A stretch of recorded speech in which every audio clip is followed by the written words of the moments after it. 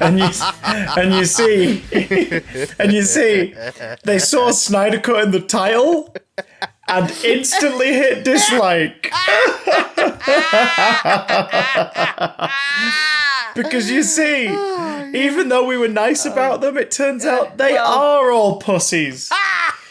Oh, dear. Well, there's some tangential Snyder Cut stuff this week as well, so... Oh, great. Can't wait for the downvotes. Come with Dr. Downvote. Oh, brilliant. Oh, my God. It was amazing. Last week's episode went out on YouTube, and within 5 minutes, a thumbs down. No one could have even got to our Snyder Cut chat by that point. No. But they saw us SJW cooks talking about the Snyder Cut, and they instantly thought that we were going to slag it off. Well, I think we got fucked by the algorithm a bit this week as well, because the Terminator Big Damn Love went out, and they had a big old spike in views, but it's got, like, more dislikes. It's just got a couple of dislikes. I'm like, okay. I'll tell you for why. It's because we didn't have a problem with 3 female leads in Dark Fate. That's why. No, this is the Terminator. The Terminator. Yeah, but they'll see that this channel have done it after having done some pro Dark Fate stuff.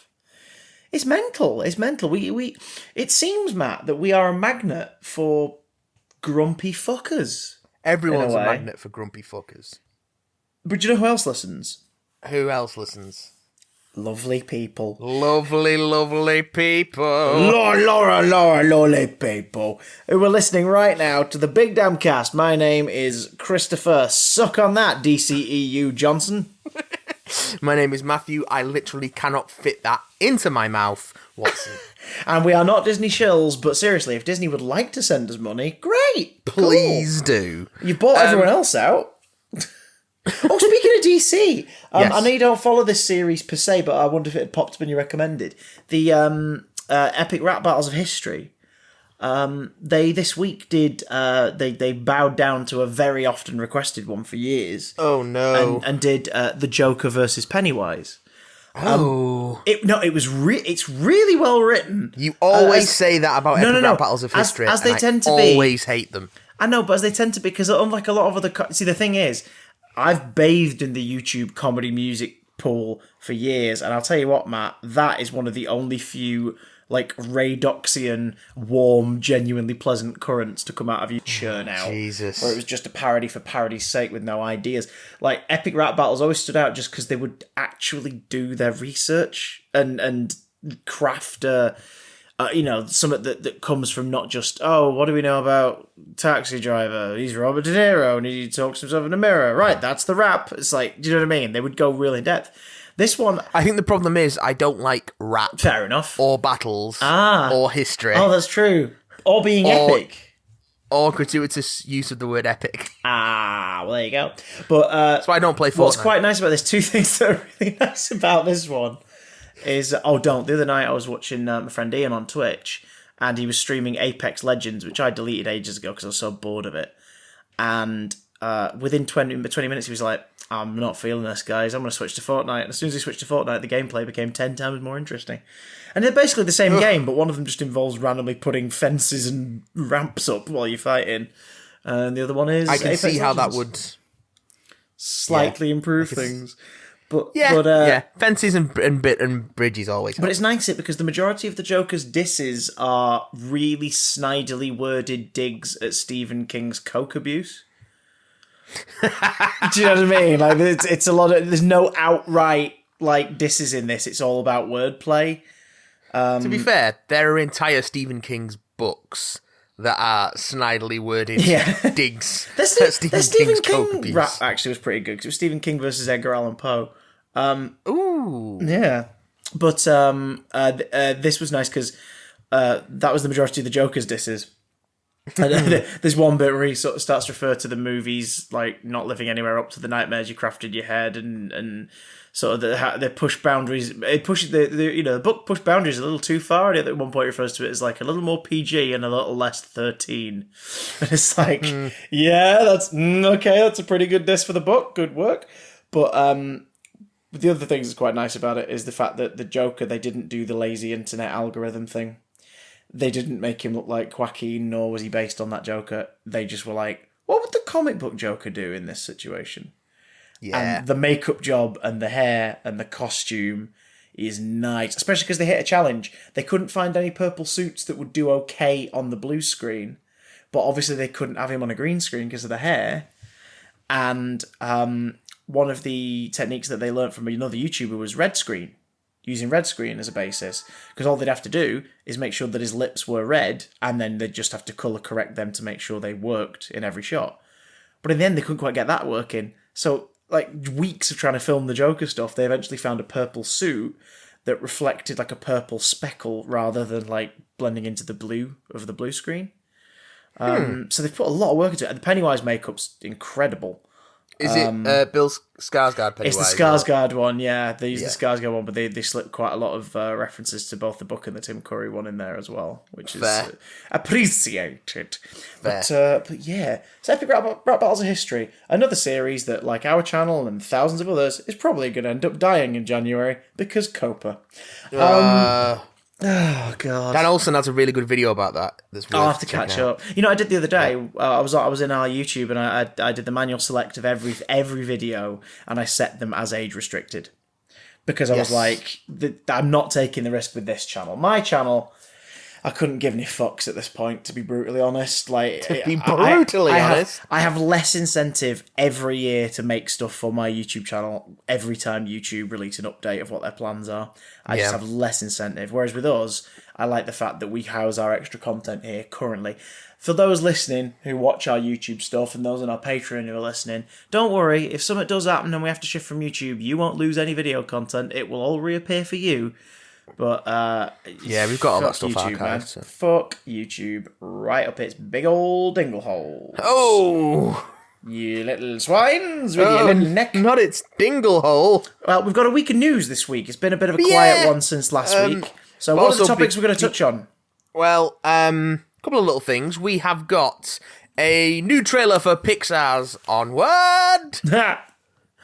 We've got another music biopic in development from the producers behind Bohemian Rhapsody, which we'll get to. We've got a director revisiting his sophomore film effort, which didn't go down very well, which is worth a look. We've got a trailer for Series 12, this weird British sci-fi show called Doctor Who, and also... we've got the first episode over here, they're slightly ahead in the States, of Rick and Morty Season 4. It's begun. So, without further ado, let's go onward. Crazy, till we see the sun. Whatever the rest of that One Direction song was. So, Onward. What do you know about Onward, Christopher? I'll tell you what I know about Onward. People need to stop employing Chris Pratt in voice roles playing essentially the same character. Well, there's that. There is that. Yeah. This feels like a role Jack Black would have played 10 years ago. Yeah, and the thing is, it feels like a role that, like, I wouldn't hate Jack Black playing now, because it'd sort of be like a callback to that era. Yeah, there is that, I suppose. Yeah. Plus, I prefer Jack Black. But yeah, just generally. In general. Just in life. Just in everything. What would you like? Would you like some cornflakes or brown flakes? Oh, Jack Black, please. Have you had a chance to see this new Onward trailer? I've not, so I want you to describe it to me as if I were a child who's never seen a trailer. I can't do that. Okay. I don't know any children who've never seen trailers. Okay. Not ones that can understand words I'm saying anyway. Okay. So, you remember when we were talking about D23 and they had the footage shown there? It seems like it's basically a trailerized version of that. Yeah. So it is the revelation that magic used to exist and the two main characters' father had a magic wand and the Tom Holland character is kind of magic, and they try and cast a spell to bring their dead father back so they can speak to him, but they only bring him back from the feet to the waist. I still like that idea. And then it sets up the sort of them going on a road trip with half of their father to get the magic MacGuffin to complete the spell so they can see their dead father It's gonna be a tearjerker. Basically, it's the Bright sequel we actually want. Well, yeah. Orc Cop. Bright without humans. Or Max Landis. Ah, yay. He's gonna come up again. Oh, God. Only in passing. Best way for him. Yeah, it looks like a charming and wonderful Pixar movie. There is a great gag in the trailer of them being chased by a pixie biker gang. Yeah. Who are all way too small to ride bikes, so it's teams of pixies riding motorcycles. There's some lovely nice sight gags in gag. it. It looks charming, and they're obviously going for an emotional punch. They've got they put on top of their half dad. They've got like stuffed clothes to make him look like a full person, and they're leading him round with a dog lead, so it looks like there's going to be some sort of Weekend at Bernie's-esque business going on there. Nice. So yeah, it looks like a charming Pixar movie. I don't know what you want me to say. What do you want me to say, Chris? That it's one of 2 Pixar movies out next year, if you also count the movie Soul, which looks pretty damn good as well. Yeah. Based on the teaser. I would like to see that. I'm more excited for Soul than I am for Onward. Same, yeah. But, yeah. Like, Onward is a specific spin on a genre we've kind of seen before. Yeah. Like, it's the Flintstones, but magical creatures, basically. Also, the visuals for Soul just look more interesting. Oh, yeah. Oh, God. The caricature-esque proportions of everybody and how that translates to the Soul version of the main character and everything is yeah, no, I agree. I agree, by Jingo, and so does my wife, I presume. She's not in the room. But, so, also... I refuse to believe also. Also from the coming soon melange, this is more in the distance. Pictures now in theaters. No, this is a far off. This is a in development bit of news. Bohemian Rhapsody producer Graham King, a very successful man, is taking on another music biopic. I bet this isn't going to be remotely controversial. Here we go. Michael Jackson. Oh, fuck off. How on earth? How do you take on Michael Jackson in 2019 as a biopic? How do you do it? Well, that's and how do you do it that's with... the thing as well. Like, because they're obviously... the safest way is to tell the story of the Jackson 5. That's the safest way to do it. So, a kid-led music biopic. That is the safest way to do it. There's some dark shit in there, but, like, ultimately, it's about a family getting to do something really fucking unique through weird hardships. You could totally tell that story. But you don't call it a Michael Jackson film, and you don't make it about the Jackson 5. You use them as a basis. You use them as an inspiration, and you tell a fictional story. This is not a man who everyone loves anymore. This is not the 90s. The Michael Jackson estate is currently working on an MJ musical, focusing on his accomplishments in the 20s and 30s.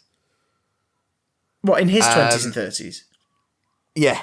I thought it meant in the 20s and 30s. No. I thought it was going to be like they take the Smooth Criminal music video and just made it a whole play. And they've already cast that. Ephraim Sykes is playing Michael Jackson in it, and it's opening in summer of 2020 on Broadway. But there's no word of release date for this particular biopic. The script is being written by John Logan, who you will know from Gladiator, Hugo, Skyfall. Yeah. But Spectre. He's also an Academy Award nominee for writing The Aviator. Right. So that he's got biopic experience, shall we say. But I just don't see how... No, I agree. Based on how quick the production was for Bohemian Rhapsody once it was fast-tracked, like once the version that we got went into production. Yeah.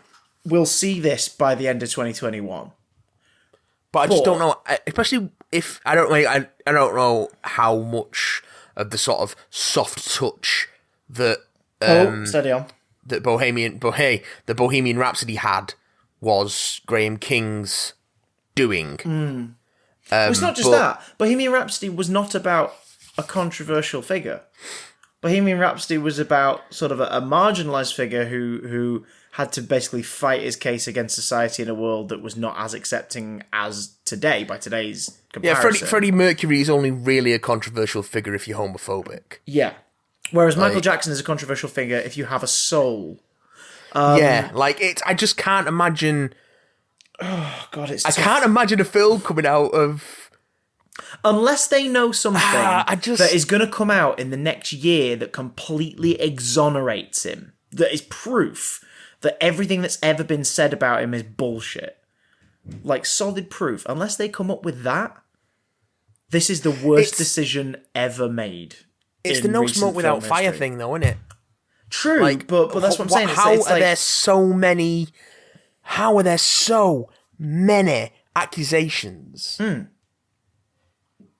Like, there has to be something. There has to be something. For there to be nothing going on. Like, and because again, what are these people... Yeah, what are they getting out coming forward? Well, originally when it first began, it was assumed that it was a case of fame and notoriety, and then the fact that it was, settled and dealt with, it was like, it turns out that was the case, but then more stories came about, and more stories came about, and then more stories came about posthumously, which of course can be suspect, but it's more the corroboration. Here's the thing, we've talked about Finding Neverland on this show, was it Leaving Neverland? Yeah, Leaving Neverland. Finding Neverland is the J.M. Barrie biopic. Yes, and stage play with music by Gary Barlow. Let's take it back to 1994. Here we go. It's one of those where it's like, right, we talked about it at the time, and it was that thing of, right, either he was completely in the wrong, or he was unknowingly in the wrong, like, was that far removed from, from the social parameters and sexual parameters, and people enabled him. So horrible shit went down. Whether he did it with an intent to do harm, or whether people let him do it without telling him it was wrong. Either way, horrible shit happened. We know horrible shit happened. Well, we are assured that horrible shit happened. And yet, it's weird that the world hasn't just collectively gone, right, maybe it's time to just put that to bed now. Do you know what I mean? And be like, let's put him to one side. Because I cannot deny, I find myself still listening to his music. I don't blast it out my fucking phone on a bus, for example, but I'll listen to the work of MJ. I have enough of an attachment to that work, having grown up with it, that I can separate the art from the artist to still enjoy the musical pieces.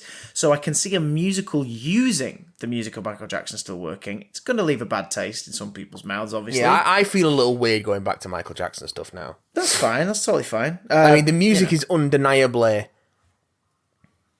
incredible. Yeah, but when you consider the person he was, oh yeah. Like I'm not going back to watch Moonraker anytime soon. I'm not going back to watch like Moonwalker. I'm not going to watch Moonraker either. Would you like to have sex with a pudgy middle-aged man inside a space pod? I think he's attempting re-entry. Oh, Jesus Christ. Yeah, they actually do that gag. Do that gag in Moonraker, and it's awful. Oh, God. But, like, I'm not going back to watch Moonwalker anytime soon. I'm not watching his music videos pretty much ever again. No, it's just... by choice. It just feels... Yeah, but I have enough of an attachment to that music, having grown up with it, that I have managed to mentally separate art from artist in that instance. Do you know what I mean? But I know that is not the same for everyone. Like yourself, it's not easy to do. It's not comfortable to do. I feel comfortable in the fact that I've already purchased the work. Like, I'm not giving any more money to the estate of quite possibly an aggressive sexual child predator.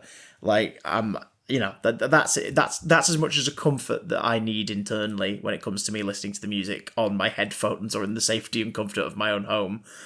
But it's weird that even one, never mind two major business ventures are about to be made. Yeah. With him as a topic. Yeah. In a narrative that will undoubtedly frame him as a heroic, relatable figure. But here's also something that's going to bake your noodle. Oh? How are they going to portray...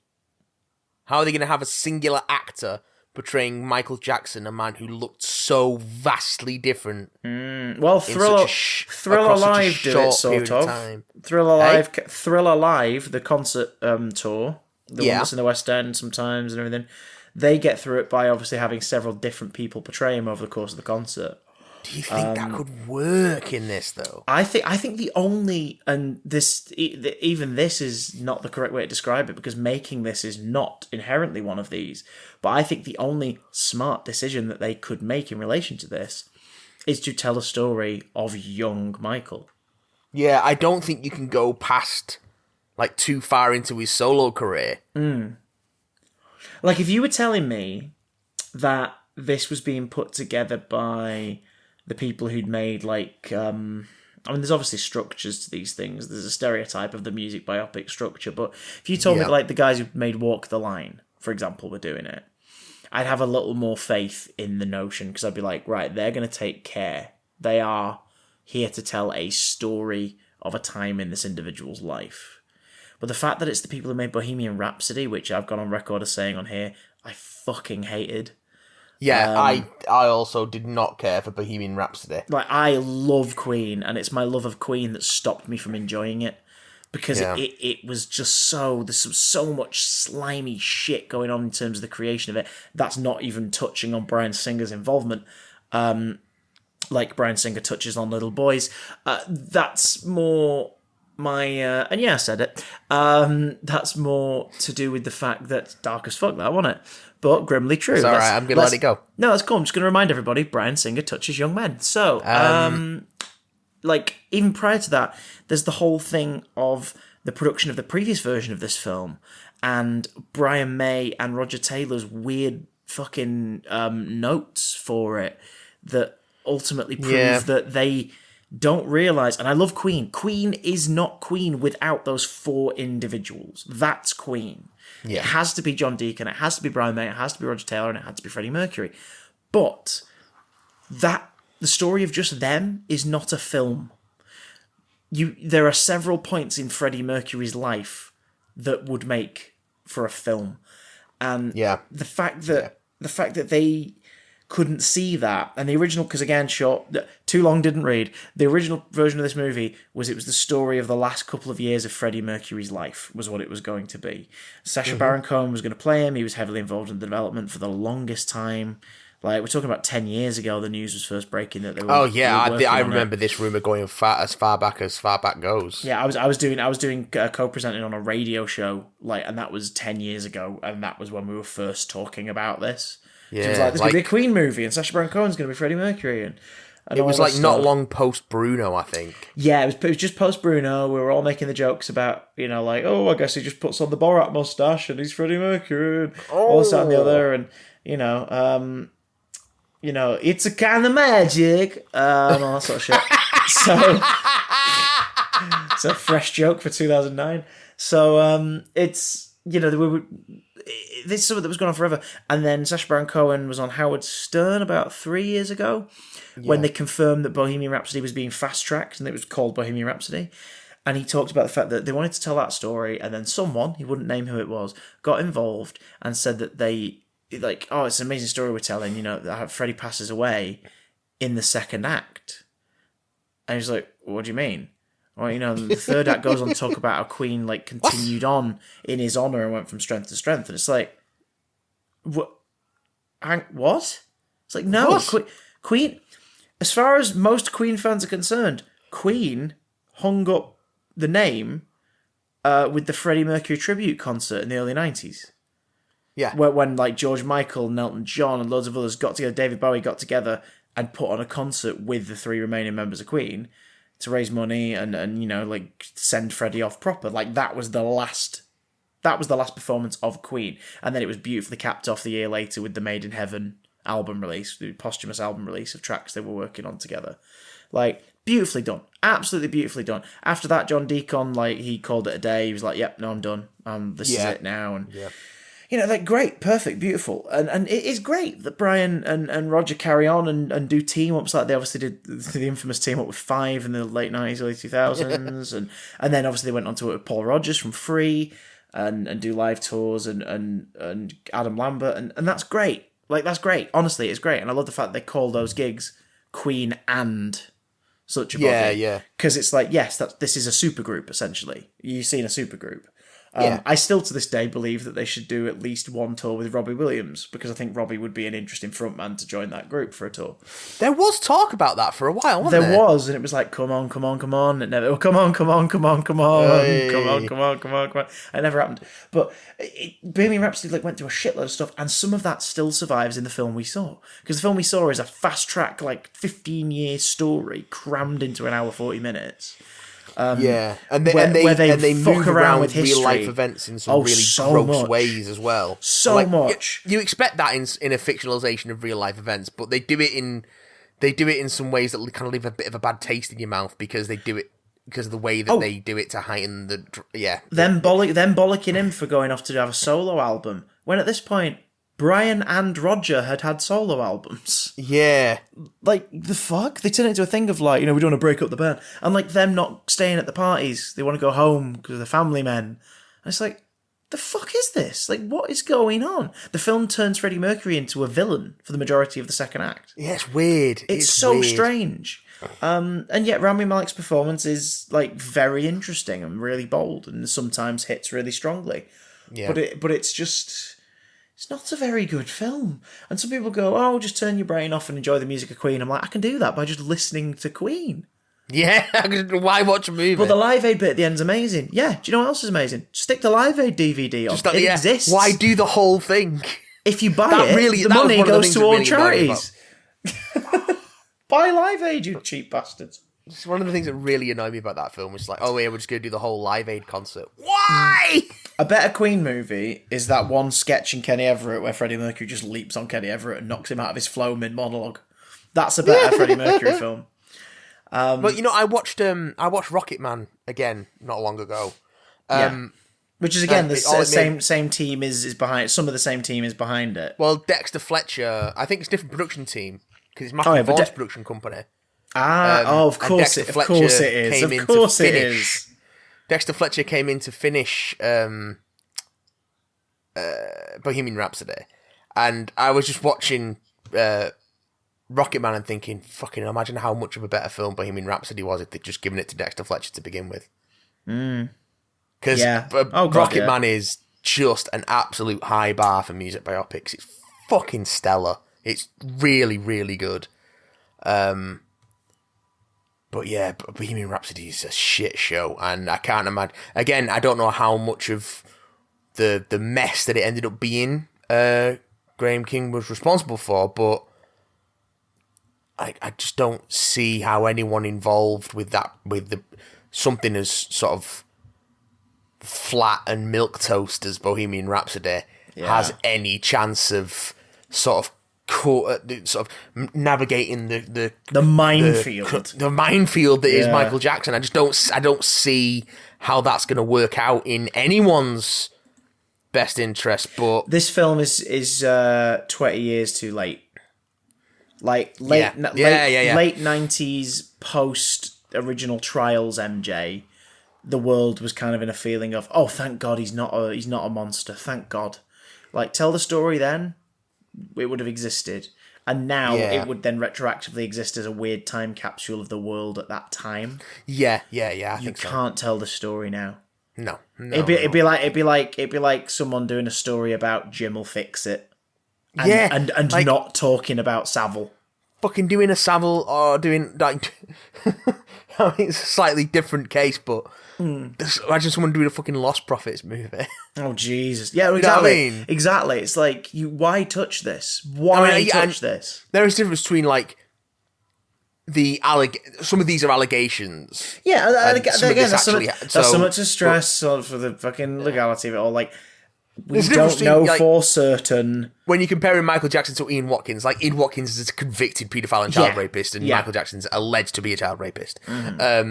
So, there's a difference in that sense. And before anyone brings it up in the comments and stuff, yes, there are the weird suspicious circumstances in relation to the gentleman who put together the Leaving Neverland documentary that do suggest that there is some odd stuff going on from their POV, but again, it's not proven.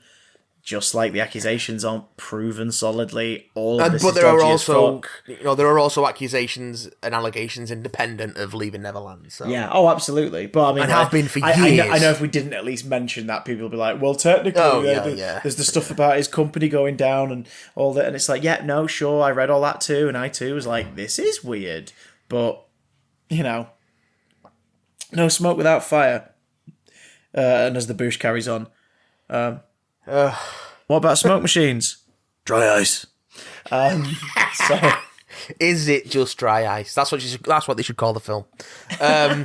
Dry Ice, the Michael Jackson story, sanitized. Oh god! I just can't get my head around why anyone would do that. The musical's a tough one in general because ew. But if it was just a musical, it was a separate musical using the music of Michael Jackson. There's at least an element of reclaiming that music. Yeah. Do you know what I mean? Like, so that's kind of okay, you're trying to find a way to make that music belong to this now. But why would you, who wakes up in the morning and goes, well, you know what, my life isn't difficult enough, I'm going to make a Michael Jackson biopic in 2019. Like, what the fuck are you doing? What are you thinking? Some Sony executive who's like, we have a shitload of property here that we could make money from. Let's tell this story. Just like, or maybe don't, guys. Maybe don't tell that story. On the subject of troubled productions. Yes. So, Christopher, are you aware of Letterboxd? I am aware of Letterboxd, good sir. For those who are not, it is a sort of mini blogging site where you can post, movie reviews. Reviews of movies! Yeah. But it's in more of a written blog style than your sort of put a number on it thing that you get on stuff like Rotten Tomatoes. It's more given over to thoughtful film critique. Well, a couple of days ago, as of the recording of this, and I retweeted this, so if you follow me on Twitter, @TheMattyWhat, you will have seen this. I retweeted Josh Trank. Because he'd taken to Letterboxd to review his 2015 reboot of Fantastic Four, which I thought was a bold move. And it's actually it's a brief review, but it's actually a really interesting read. And it does not read like it was written by the bloke who was going off his frickin' meds.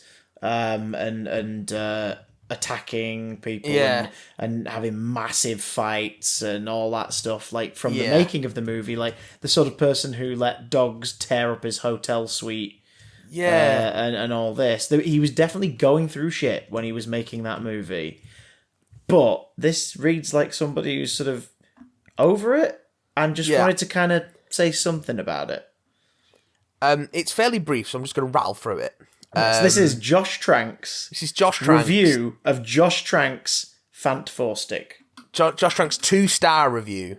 Which I thought was very generous. Yeah, it is very generous.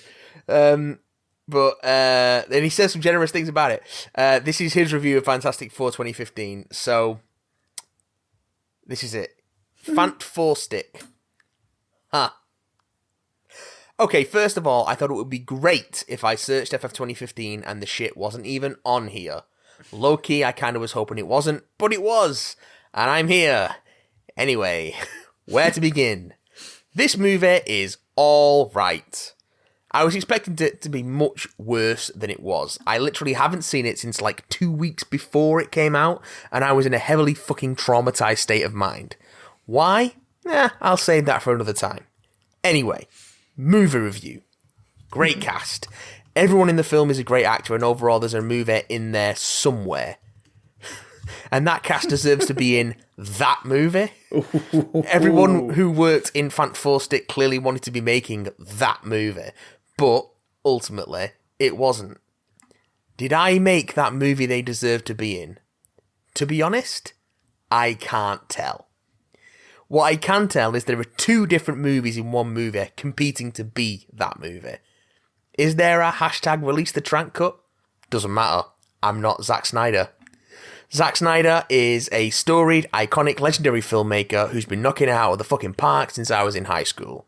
Me, then, I was 29 years old, making my second film in a situation more complicated than anything a second-time filmmaker should have walked into. That said, I don't regret any of it. It's a part of me. And I just hope Peyton Reed makes the next Fantastic Four and crushes it. And I get a cameo. Good nomination. Anyway, that's it. Fant Four Stick. P.S. My girlfriend said I should have reviewed more of the film and less about myself. My answer, shrug emoji. So yeah, that's Josh Trank's 4 years later thoughts on his Fantastic Four movie, and I think he's remarkably generous to the film. Oh god, yeah. I think he's he is, yeah. Like, no, not everyone in that film is a great actor, but I guess you kind of have to be diplomatic. Like, Kate Mara is dog shit in that film. Miles Teller is dog shit in that film. Jamie Bell and Michael B. Jordan are trying their damnedest. They're really trying hard. Toby Kebbell probably had a really good Doctor Doom in him, but we never got to see it. But yeah, I don't know. He was just like, I think he was doing something. Well, I don't know what it was. Back when he was Victor Domashev, I think he was having more fun. Yeah, so God knows what that and it just it's. But I think it's an interest. What the interesting bit here is the idea of him being like shoved into this big studio picture on his second film, because that has become an increasingly common thing for indie filmmakers to be sort of subsumed by the studio system a couple of movies into their career, because he got picked up for Fantastic Four on the back of Chronicle, which he did with Max Landis. Max Landis ended up getting much more of a career out of Chronicle than Josh Trank did. However, Max Landis is a piece of human garbage, so fuck that guy.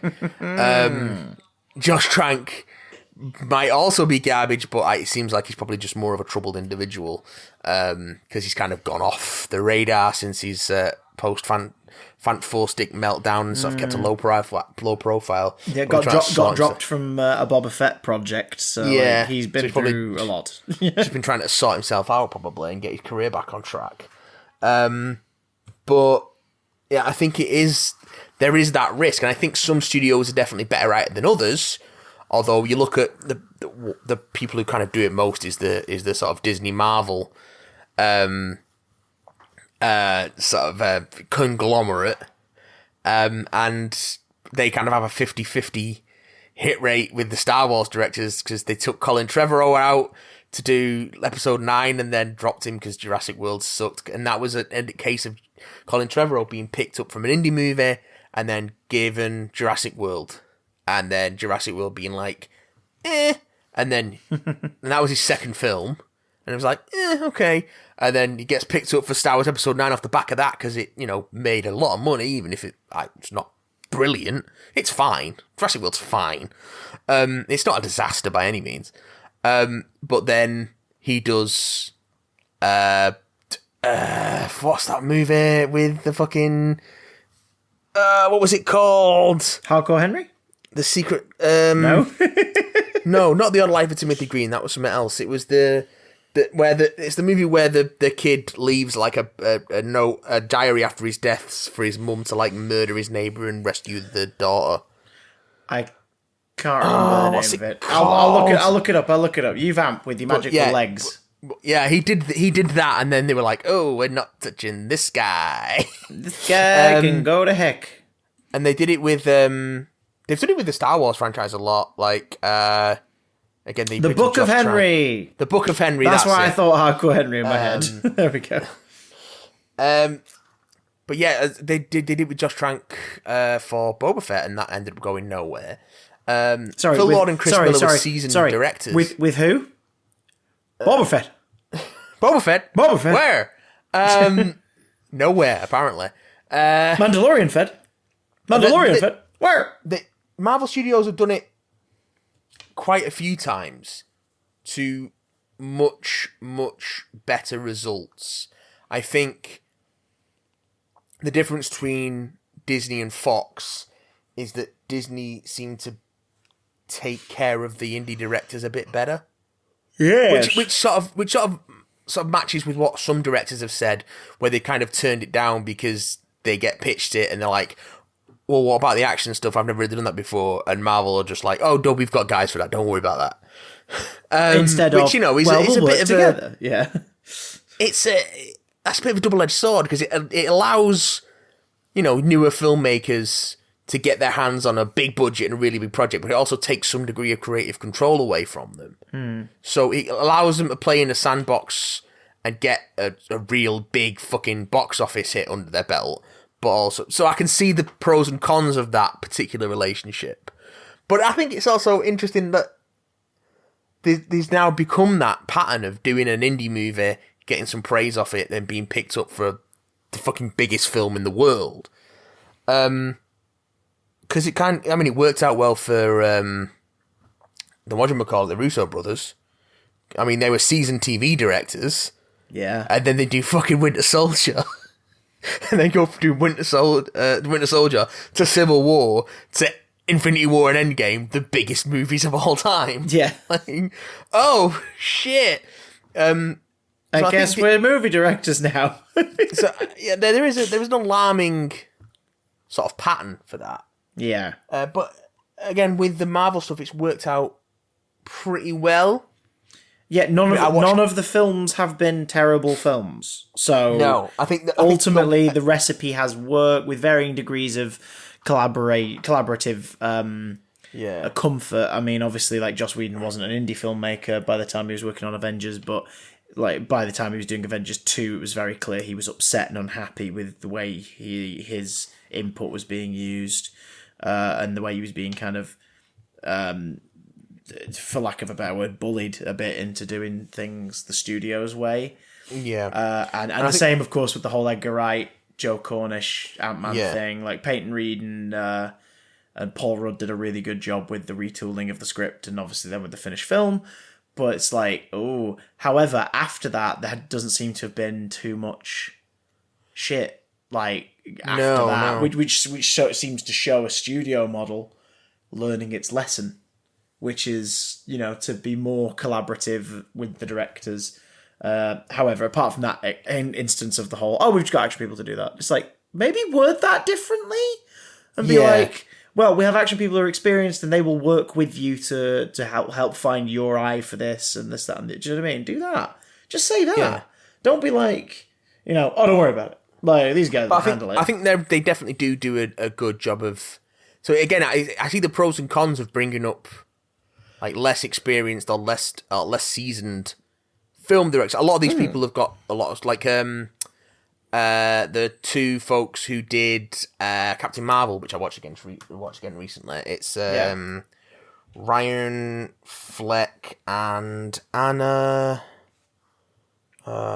Wayne. What's her name? Ryan Fleck and Anna Wayne. Anna Boden. Are they both the children of Thomas Wayne? Yes. So they've done a couple of films, most notably Half Nelson with Ryan Gosling, which is a pretty cool indie flick about a teacher struggling with drug problems. Yeah. And then sort of kind of steering one of his students in the right direction, away from drugs, making the same mistakes as he did. Yeah. Yeah. But then they take on... Wow, Jesus. They take on something like Captain Marvel, and it's a completely different thing to what they've ever worked on before, but they've got plenty of experience because, they've done a couple of movies and they've done a lot of TV stuff, but not genre stuff. So I think it's interesting to bring in that kind of director for more character-based storytelling, and then sort of having the action stuff be a little more studio-led. Yeah, and that's why you get the criticism that everything feels the same. And I'm not ruling that out, but I'm also not necessarily sold on that as a each film has enough of an individual tone and voice. To make its mark. There's a couple that feel a bit cut and pasty in places. Like I really enjoyed Far From Home, but it did kind of feel like copy paste Homecoming a bit. And but that's the same that's the same director, but story wise it should have felt a little more distinct maybe. And same with Captain Marvel. I felt Captain Marvel felt a little cutty pasty with say like the Ant-Man films a little bit and whatnot, but they still have enough identifying factors between them that they are a distinct cinematic experience. They just have echoes of each other. But where the benefit you get from bringing in these less experienced genre directors who are more experienced with TV and character pieces is that the character stuff really sings. Yes, yeah, which he definitely does in like the Ant-Man films, and he definitely does in Captain Marvel. Like all the stuff with Black Panther, especially. Obviously, Ryan Coogler's from a more cinematic background, but like but I think Black Panther's only his third film. Yeah, after fourth Creed film? and Fruitvale Station. Fruitvale Station. Yeah. Did he have another one as well? I think it was just those three at that point. I'll have to look it up, but yeah, that's again Ryan Coogler's a great example of someone who's done like mostly character-driven stuff and then is given fucking Black Panther. But and then certainly brings that to it. Like the stuff that sticks out from Black Panther for me, just thinking back to it, is just those little moments. So yeah, I feel if Josh Trank had a bit, it seems like Fox kind of threw him to the wolves a bit. Yeah. And to be fair, he did have some. He brought some wolves of his own. It seems at the same time. Yeah. They fucked up a hotel room. Yeah. He did have some sort of genre experience with Chronicle and experience with special effects and such. But I feel like Fox was also kind of, I think in the I think it was Josh Trank who said it. They were kind of just getting in their own way with the way that they were trying to make it. And get involved in the production of it and change things and chop things. So I think had Josh Trank been given a more sort of Marvel Studios-esque supportive relationship, we could have got a very different Fantastic Four film. Do you know what Fantastic Four film would have best suited him? Keep it relatively low budget, go off of the found footage element of Chronicle, and tell a story of 9-year-old Franklin Richards trying to vlog a week in the family life. Yeah, exactly. Like the Fantastic Four through the eyes of a child, with a found footage structure. Yeah, that could definitely have worked. That would have been adorable and would have played very much to his strengths, but just recontextualised them into a family film. Yeah. Plus, we could have had a breakout star as well, and like a 9-year-old lead who's just amazing. So yeah, that could have worked nicely. But hey, there we go. That's Josh Trank looking back on Fant Four Stick. Maybe they'll consult him over the inevitable John Krasinski, Emily Blunt starring MCU version. I we'll see. Okay. You know what we'll see early next year? Yeah, in mere weeks, possibly. New Year's Day, even. Doctor Who Season 12. Here it is, boys and girls. Two lifelong Doctor Who fans reluctantly talk about Doctor Who. I'm not reluctant to talk about the Season 12 trailer, though, because I think it looks fucking great. You know what? I'm so jazzed. Do you know what popped for me the moment it started rolling? What's that? Monsters. I loves me some monsters. Actual monsters. And I talked about how I enjoyed Series 11 for the most part. On reflection over a year later, it's definitely one of my least favourite series of the reboot, but it's not like the lows of Series 9, for example. No, but I was really quite pleased with the way Series 11 panned out. Yeah. Oh, yeah. You definitely dug it more than me, but overall we were happy with it, and it had some absolute fucking knock 'em out of the park episodes like Rosa. It had some ones that were a bit tonally misfired toward the end, like Arachnids in the UK. But, the journey to that final 10 minutes was really fun. I mean, come on, Graham in a hallway trying to attract one of them, and then Ryan at the last second slamming a pan over the top of it like a mug. And then they fucking slide like the coat or whatever underneath, or the tray underneath it, so they can pick it up. I just love how silly that it stuff was. Is so good. And also just the visual effects of the spiders were grotesquely brilliant. And then stuff like Demons of the Punjab, which for me, on watching it initially, I was a little annoyed by it because I was getting a bit sick of the idea that we were getting lots of fake out villains. Yeah. And on reflection, I really liked that episode a lot more. But at the time, I was like, oh god, yet again, it's the whole we're not really evil, we're just observing. So for God's sake, like, that was a problem Series 11 had for me as a big fan of every kind of storytelling asset to that show. I felt as one series, it was too focused on the everyone is lovely and we've just been reading it wrong scenarios. Yeah. Like, there was a lot. The Pating was the antagonist of the Tsang. Was it the Shuranga Conundrum? Shuranga Conundrum. The Pating was the adversary of the episode, but it wasn't a bad guy. It was just doing what it did. And it's like, that's fine, but I felt like that was, bar the opener and closer, that was like every story, and I really wanted to see a bad guy or two. And it looks like we're fucking getting that with this series. So when I saw the Series 12 trailer, I lost my damn shit when I saw a big scorpion thing with a face. Yeah. Crashing into a market stall. Yeah. A nice hero shot of some Jadoon. Some fucked up looking Cybermen that look like cobbled together and reconstructed. Well, do you think that's just how all the suits are now? I don't know. See, there's a That's bit of just the actual wear and tear on the suits. Well, there's a bit of controversy going on around this. I don't know the full story, and if it gets put into an article form at some point soon, I'll retweet it on the Twitter account. When you say controversy, do you mean actual controversy or fan controversy? A bit of both, but not in like a trying to make argument sort of sense. There was a visual artist who worked on conceptual stuff for Doctor Who over the last few years, who no longer works with them. But obviously after he left, he posted some of his stuff that was never used. Yeah. And one of which was a Cyberman design. This would have been around the time of Nightmare in Silver. Yeah. And the helmet had a very distinct design with these like razor-thin cheekbones, these Iron Man little grids in the cheekbones, you know, like the little bits underneath the cheekbone itself with like a little separate grid and all this. And if you look at a side-by-side of that artwork and this Cyberman in that close-up on the trailer, it's the same head. Obviously a bit more dented and fucked up, but it's the same head. So it's not the Nightmare in Silver design. Oh, and okay. It's like, okay. Because it doesn't look like these are... It doesn't look like these are fucked up versions of the existing ones. It looks like these are cobbled together, like they've repaired parts of themselves and stuff like that.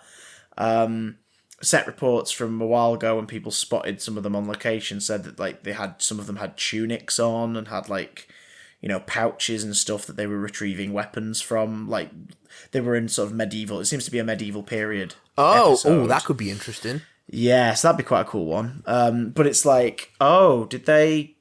Like, I mean, I guess they own his design, but like, he does kind of have to at least be notified that that's happening. Yeah, I guess. Like, do you know what I mean? Just out of common decency. So it's this whole thing of... Especially if they then go and use that design for merchandising and such. Yes, it's like, are they fucking him over? What's going on? And I really hope that's not the case. But, I mean, stuff like that's happened. It's entirely possible the production are just like, we own this artwork. And no one has sort of looked into, like, if it's on a current team or... Yeah, you know, it's stuff does happen, especially with the BBC. You know, however, they look cool. Yes, there's that freaky thing phasing through the doors of the TARDIS, and what looks like the way it's directed, it looks like it's someone's being pursued, and they're looking back as this thing is like phasing through the doors. It looks pretty freaky. Also, shots them lush greens, bruh. Sorry. Them lush greens, bro. Some lush greens, some besuited Doctor and companions, some the 13th stars. Doctor's alternate outfit kind of looks like an 11th Doctor outfit in grey and gold. And also, I was on board the moment I heard the name's Doctor, the Doctor. Yes, just the look on her face. It's in this trailer. It's sort of really showcases what I liked about Series 11 and Jodie's Doctor. It's that boundless positive energy, which is then reinforced by her companions, her mates, her fam. And this sort of trailer sort of distills that, and it's just it's gonna be really excited for more. Thanks. I also like the fact that it appears we're going to oh my god, what do you call it? We're going to see Jodie's doctor do what I would have liked to have seen more of last series, deal with something kind of serious, like something that means she can't be happy. Like there's a whole setup at the end of the trailer that something is pursuing the doctor, and it's like, oh, what could that be? Like, yeah, I think I'm all up for an arc. Yeah, I think that's what a few people sort of missed from last season, is that they've gotten used to the overarching plot of a season. And yeah, I could go for that. Chibnall can certainly do long-form storytelling, so... So let's see what bloody well happens, Sonny Jim bloody boys. Yes, please. So yeah, happy for that. Christopher. Mattstopher. Have you had a chance to catch the start of Series 4 of Rick and Morty? Ooh, I have.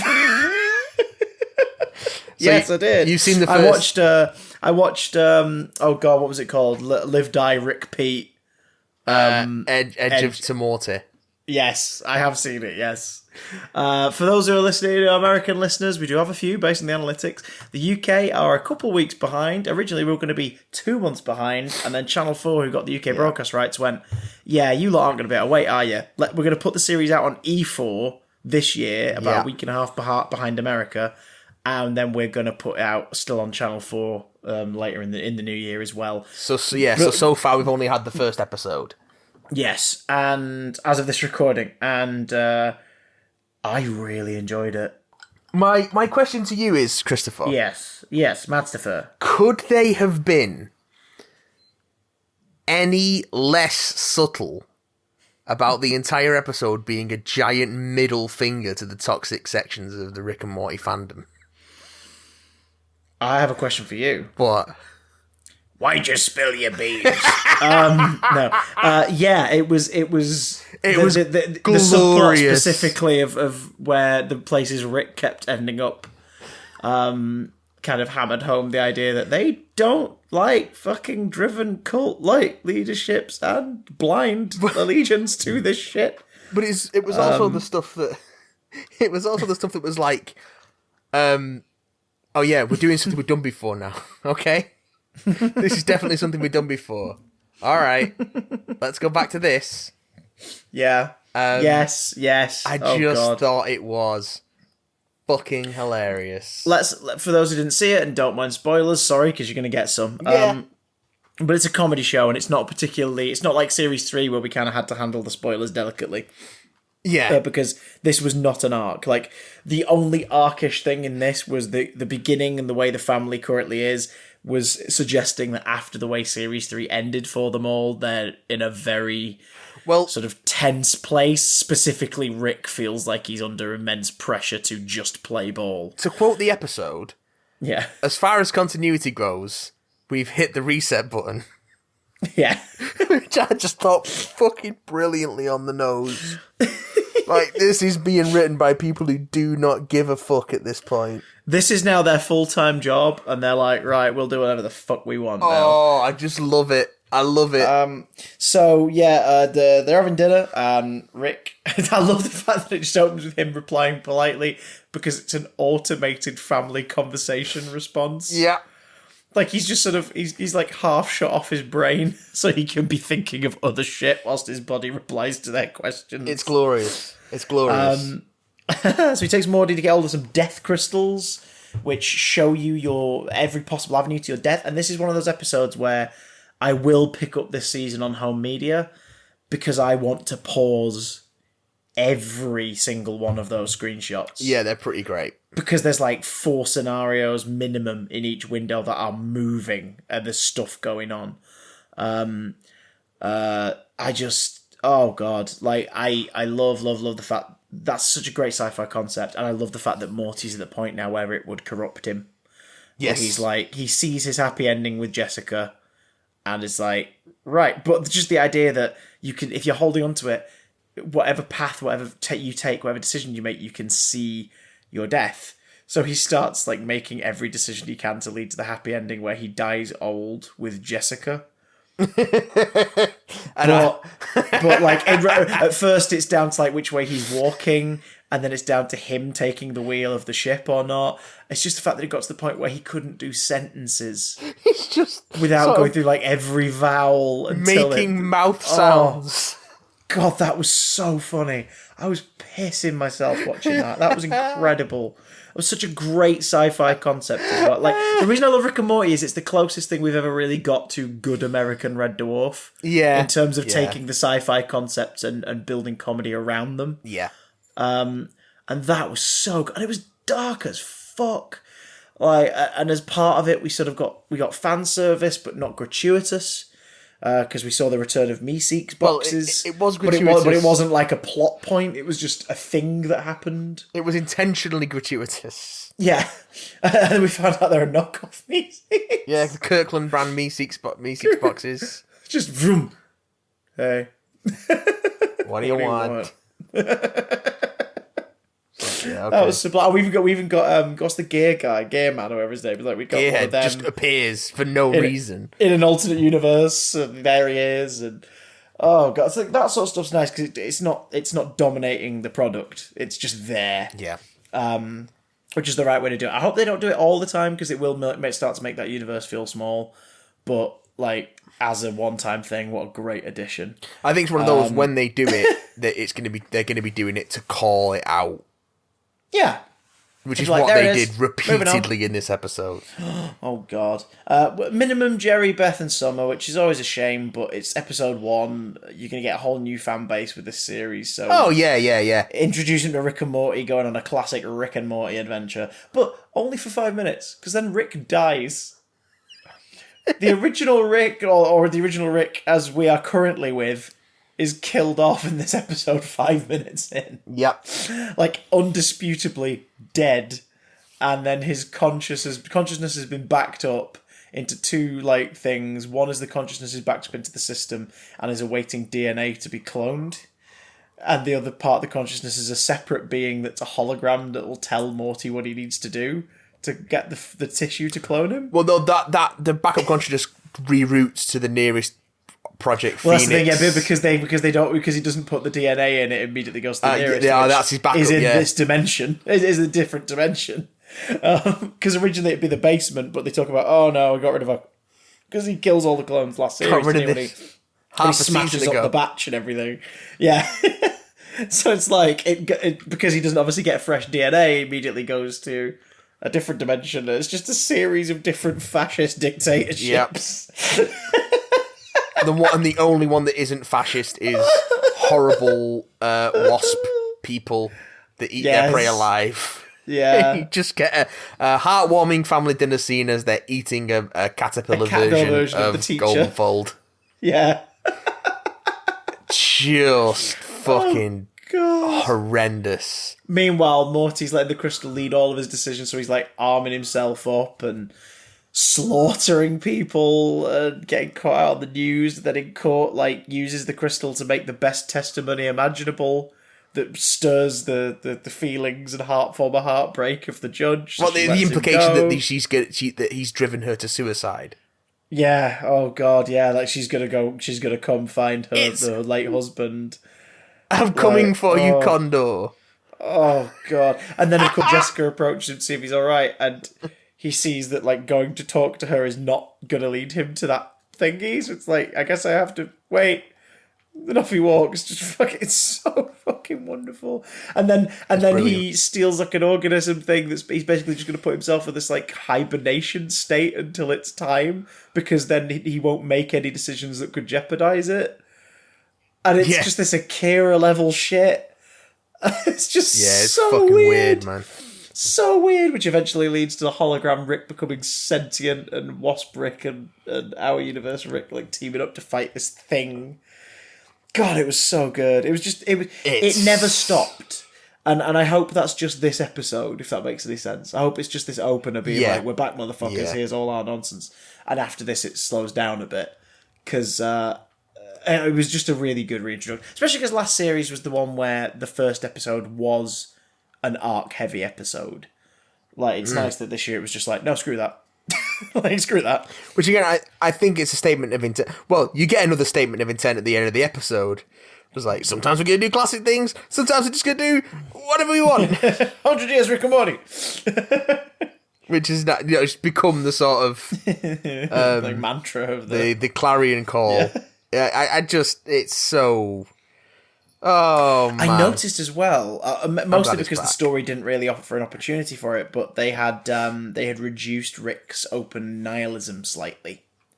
And I think that's a conscious decision. Yeah, he sort of kind of softens in this episode a bit. I think that's a conscious decision to, like, stop playing toward the absolute twats who've backed this show and decided that it's a way to live. Yeah, and it definitely feels like a response to some of the more toxic elements of the fandom that have popped which up. Which is a shame in one way, because like I don't like to think that those idiots have ruined it for everyone, because part of the charm of the show was that one of our main characters is an unforgivable dick cheese machine. And that's kind of part of the appeal of it. Is that, you know, it's fiction. We are watching someone we would never spend any time with ever, like, do shit, horrible shit that backfires on him and those around him. But at the same time, I didn't mind it because Morty took on the more kind of like dark, violent role. Well, in this episode. It's the sort of the implication that Rick's rubbing off on him. Worse impulses have rubbed off on Morty. But also Morty's motivation was very understandable for a 13-year-old with a crush. Exactly. Like, I just fucking love this show, and I'm glad. I'm glad it's back, and I'm glad it was good. Yes, I'm glad it was good. 100 years, Rick and Morty. Very glad it was good. 100 more years, Rick and Morty. 100 years. So finally, to cap out the show, we got Captain America. We got a lovely email. Oh, we don't have Captain America. From... No, not from Captain America. Although Captain America will be involved. Oh, meats. This one comes in from a self-proclaimed loyal listener, Dan Opie. It says, Hello, my big damn boys. I apologise for it has been some time since I last emailed, mainly because I'm so darn busy these days. I want to firstly say congratulations on 3 fabutastic years of content. You're always my first port of call when I have a long journey or need to get work done, and never fail to brighten my day. Well, thank you very much, Dan. That's really sweet. Thanks, Dopey. Dan Opie. Oh, I mean it lovingly. I've been in a Snow White pantomime. It's technically a loving nickname. So I thought of a question for you to ponder, which could potentially fill an episode in a slow news week. I'm not going to fill a whole episode with it here, but we're going to spend some time on it. Matt, if you were in charge... I feel bad about the Dopey thing. Will you send Dan a $5? No. You can send us a $5 on Patreon if you want so. Wait, hang on. How am I supposed to send him a $5? Never mind. I'll buy him a beer if I ever meet him. There we go. Okay. Sorry, Dan. Opie. What's your question, Dan Opie? If you were in charge, you'll like this. Not a lot. No, you'll like this. If you were in charge of the What If series, what would your what ifs be for all 23 of the MCU movies? Oh, shit. Of course, we already have a tiny peek at it, which you can incorporate or discard as you wish. Yeah, like we can understand some from what we've seen. Fabulous boys. Like the Captain America one appears to very simply be what if Agent Carter becomes Captain America. Becomes Captain America, yeah. Whereas the others are a little more vague. Like we're not quite sure what the zombie plot is, and we're not quite sure what the Star-Lord being T'Challa being Star-Lord is yet. But we could absolutely use just the films themselves as a springboard. You up for this? Yeah, I'm up for this. Oh shit, son. Let's guess. We're just spitballing. No prep, folks. Start at the beginning. Yeah, Iron Man. With Howard the Duck. I was going to say Iron Man. I guess it would probably be. So what's the name of the guy he's trapped in the cave with? Tenzin. What if Tony had died and Tenzin escaped? I was thinking of that one. Because I want to see what that man with that kind of heart and not a weapons company behind him would have done. Yeah, could create with the Iron Man tech. Might not be the most action-packed resolution. No. But it'd be interesting to see Stain try and take action against him for doing that and exposing what's going on. It'd be more a legal story, but it would be like a political story about the American government figuring out what their actual stance is on weapons and the sale of it and what's been going on, plus the added threat of the Ten Rings, upping their terror attacks. And well, mine would be, what if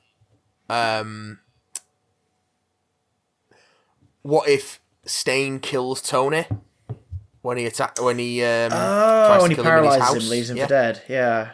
So what if Tony dies? So that one would be going off the knowledge of the rest of the MCU. So the what if would be what happens to everything we know. Well, it wouldn't even need to be that. It'd be so the Iron Man tech goes sort of wide without Tony to control it and sort of keep it a guarded secret.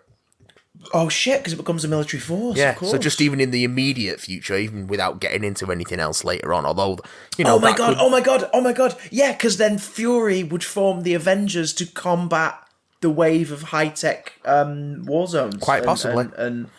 Because the Avengers is established in Iron Man. So. Yep. Yeah. Oh shit. Yeah. Oh shit. That's a good one. So. Oh damn. All right. Next up, The Incredible Hulk. What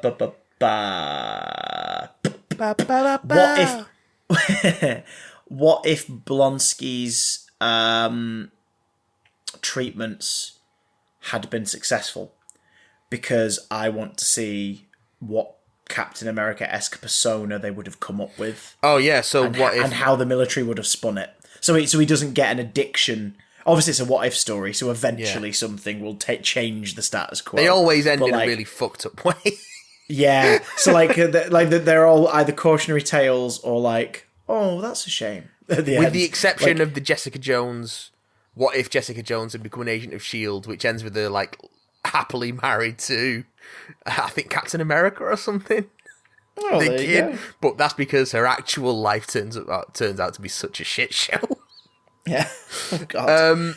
But yeah, so in that scenario, Blonsky doesn't become creepy addicted to the treatment. What if Blonsky became US agent essentially? Yeah, he becomes US agent, or they call him Captain America because it's before Steve's out the ice. Yeah, and they go down that route because then you have the whole thing of the country uniting behind the causes. And maybe the Hulk does get taken down, and because he's obviously more tactical and less greedy, so he kills Banner in an opportunity where he can, and then it becomes that thing of, but then the addiction starts to kick in, and you could sort of do the nuke kind of thing, yes, with Blonsky, that'd be maybe that's how they deal with him. Maybe they introduce Nuke differently than how he is in Jessica Jones. Yeah, they pump someone up full of shit and send him after him. Yeah. that's. I mean, Nuke was a weapon plus. He was a Cap boy. Yes, it was an attempt to recreate Cap. I would go with. God, Dan Opie, this is a good question. I'm gonna go along similar lines to Iron Man and say, what if Banner had cured himself? Before the final battle. Yeah, because well, I mean, it would end in a splat. Yeah. But also, it's that thing of, so does Abomination run the fuck amok? Yeah. Or do the US military basically get fucking shitstormed because they've essentially killed? That's that whole legal thing of posthumously Banner is tried as a war criminal and a mass murderer and all this. Yet there's enough proof to show that this was completely two different things, and they were in the wrong to kill him because the Hulk was responsible for all the damage and the deaths, not Banner. These get very legal. Oh my god! And Jen Walters is the person dealing with her cousin's posthumous case. Yeah. Okay. By the end of it, she becomes She-Hulk for reasons because it's a what if story. So, Iron Man 2. Yes. Not that I'm excited. Iron Man 2.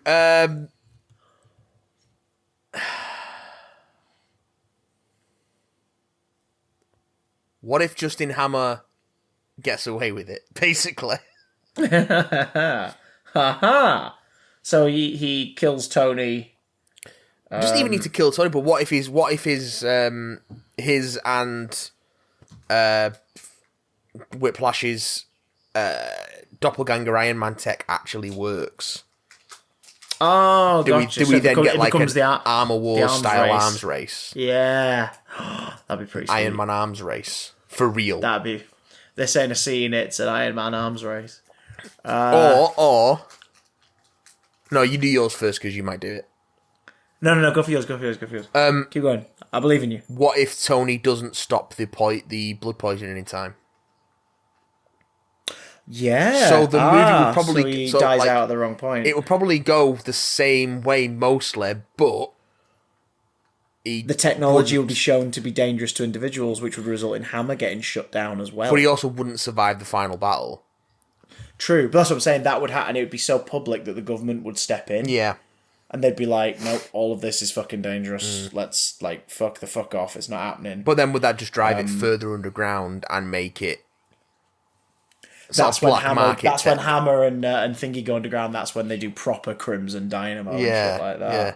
Titanium Man, Cobalt Man, all that bullshit. Yes, bitch. Yes, motherfucker. God, that's a good one as well. For me, what if...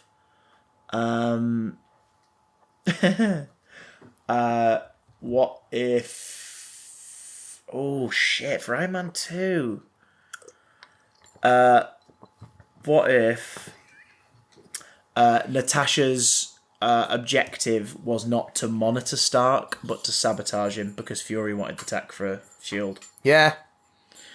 Like, as we learn in Avengers, Shield were researching with the Hydra tech, and we still don't know whether or not they were just holding onto it or looking into developing it. So in this story, Fury has been courting Stark from the beginning to basically just take his toys away at some point. So what if they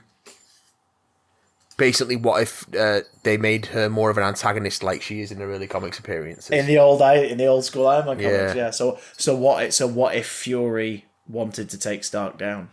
Yeah. And it'd be about the sabotage from inside with Natasha. That's a pretty neat one. Yeah. I think there's probably another one in there with Rhodey, but maybe it's what if I don't know what if the drunk fight got out of hand? I don't know. Okay, so Thor.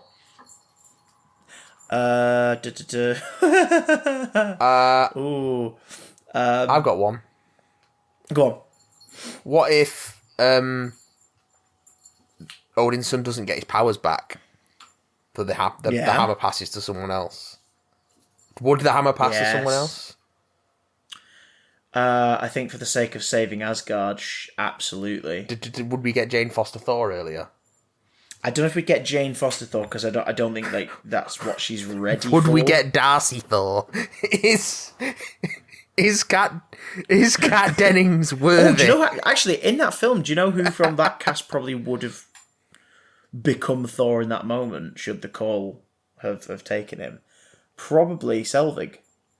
Because he's the one who grew up with the mythologies, believing and all that, do you know what I mean? So you could kind of have Selvig using his knowledge of it to defeat the Destroyer. But I like that. I like the idea of what if the Odin son was no longer worthy. Yeah. What if someone else lifted the hammer, basically? That's a good one. I suppose mine would be...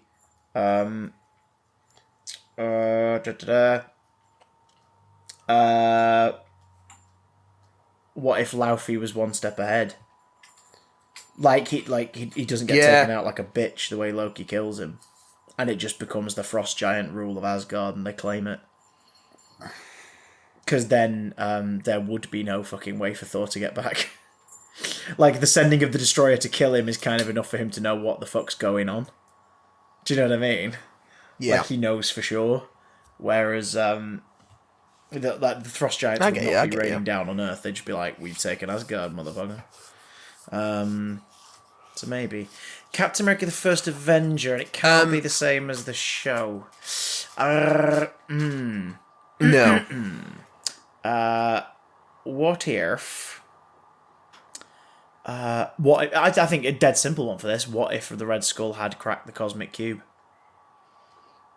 Like he decides not to do the full scale assault with the Hydra weapons yet, and he just buries himself even deeper underground and harnesses that shit. Like it'd be interesting to see Hydra tear the Third Reich apart from the inside and replace it.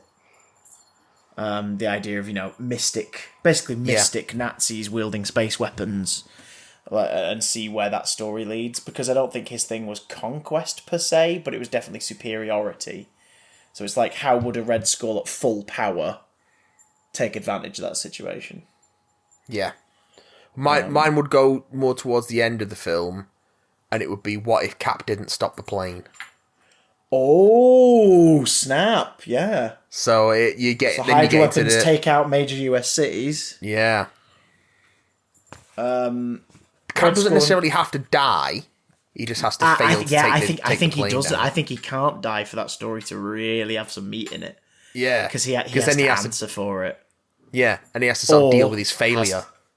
Or goes deeper underground to deal with it himself. Like, it's, he's determined to right the wrongs, despite the law being after him as well. That'd be pretty sweet. And at some point, obviously, Zola gets mutilated and put in a machine. With a face in its chest. Yes. Big old face tummy face on him, Zola, with a camera head. That's what we want. And he can cuddle Krang, and they can kiss. Oh. Avengers. Zola, Arnim Zola, who fucks. Avengers, what if the Hulk had taken down the helicarrier? Yeah, okay. Just like, what if they had failed in the second act? I'm going to go even earlier and say, what if Loki took over Fury instead of Hawkeye? Oh, and played it quiet from the inside the whole time. Don't even have to play it quiet. He'd just know all the secrets. True. So it would be a case of maybe even Fury still brings the Avengers together, but in an effort to kill them all in one go, rather than. But is that Fury resisting Loki from inside, or is that Loki trying to stop things by taking them all out in one go, or who knows? But yeah, how much of that infrastructure and stuff would exist without Fury being on side? Good call. That's what I think would be neat. So Is Iron Man 3 the Iron next Man one? 3, yeah. Yeah. What if it wasn't set at Christmas? No, it's a Shane Black movie. It has to be, for the most part. What if Tony got extremists? Ooh. Yes. Yes, bish. Became sort of more integrated with his armor. A la the comics at the extremist time. Comics version. That'd be fun, because we sort of get that later, but not on like a genetic level. It's a nanite thing. Yeah, it's not, they don't go full on comics barmy where they're like, oh yeah, I store the underlay of the costume in the hollows of my bones. Yeah, like, all right, Tony, whatever.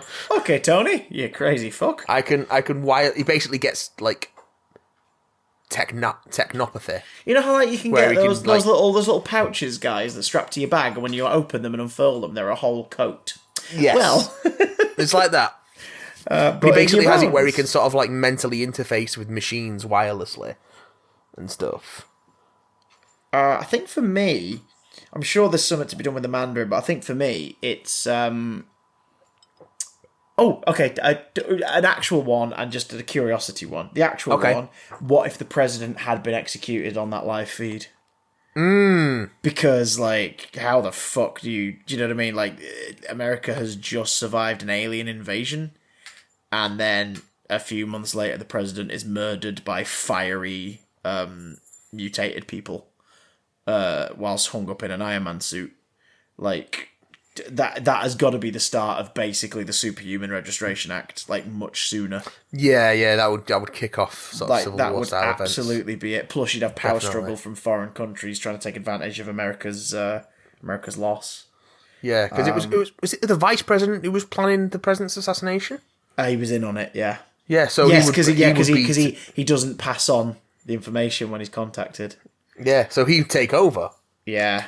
Oh shit. The frivolous one is oh balls! It slipped from my brain hole. Well, it can't have been that good then. No, it was a daft one. It was a daft one. It'll come to me eventually. Hopefully. It'll come to me eventually. I don't know. Right, so Thor the Dark World. What if Thor the Dark World was great? Hey! Right. I think with what me, if- what if Malekith... What if Malekith hadn't was a gone into character? hibernation? What if Malekith hadn't gone into hibernation? Yeah. So he was there for like 1,000, 2,000 years just going insane on that ship. Which means we would have got a more comic book accurate Malekith. They could have gone for it where he was just this hysterical, creepy Joker elf motherfucker who's just like lost all sense of his people's regalness and you know, all that stuff. And he's just this cackling maniac. You could even have it that, like, to keep himself awake from slipping. Yeah, maybe he's like going to slip into death if he stays out long enough. So, he keeps himself awake for 1,000 years on the ship, and he eventually takes to just burning the side of his face to keep himself awake. And that way you get the half split face, and that way you get Eccleston playing a creepy bad guy. Yeah. That So could work. yeah, so what if Malekith had been biding his time for 1,000 years? It's basically some kind of what if which makes Malekith a character. Yeah, and a force to be reckoned with in terms of his actual scenes, never mind the power of the Dark Elves. How about you, Cockle? What if Loki really did betray Thor? Oh, and cut his hand off at that point. Yeah. Well, you get some comic book fan service because Thor would inevitably replace his hand with a fucking gold hand. Which would be pretty sweet. But yeah, also, like, Loki would obviously not want to be in on the Dark Elves destroy everything plan unless he's gone completely nihilistic. Or unless he manages to take hold of it later on. Yeah, I think he Down the would line. double-cross Thor and then try and double-cross the Dark Elves. Yeah. Probably succeed in double-crossing the Dark Elves. And it would result in a fight to the death between him and Thor with a golden arm on the Greenwich Meridian. Yeah. That'd be pretty cool. Because then that would act as the finale of the trilogy of Thor, Avengers, and Thor the Dark World. Like the Loki story would conclude. Yes. Then and there. That'd be pretty cool. Loki would have been the real villain all along. Da-na-na-na-na. Maybe you don't even need to use a Dark... Well, yeah, he hasn't used the Dark Worlds, we'd have to use the Dark Elves, but yeah. I think the order might be the right way around here, I'm not sure. But Captain America the Winter Soldier. Oh, yes. Ooh. Ha ha ha. I guess maybe. on. What if Peggy Carter was the Winter Soldier? Ooh. Like, it's heartbreaking enough that he's having to take down his best friend, who he thought he'd lost. But imagine him having to take down the love of his life. Do you know what I mean? Like, the idea that, like, they basically singled her out as, like, you are fucking exceptional, you're going to be part of this program, we're taking you. Because she, like a lot of the other agents involved in that department, were, like, pretty much off the books. Like, they were a separate sector of the military that was for research. So, Yes. if one, like, captain who's head of research, who, of course, has a good track record and is very well respected, goes missing in the aftermath of the Second World War, people are going to assume that just something horrible happened. And then she's brought out, like, she's a proper tactician. She wouldn't need to be, like, as programmed as Bucky was. Like, she'd need to be brainwashed, but she wouldn't need to be, you know, like... Yeah, she'd probably have some more sort of independent thought. Yeah. As opposed to just being more of a machine. Yeah, she just need to be like, you know, interesting. hypno mind wiped to do what they need her to do, but she would go about it a different way than Bucky, so it'd be less the silent assassin, more the person who gets in there when no one notices and changes shit.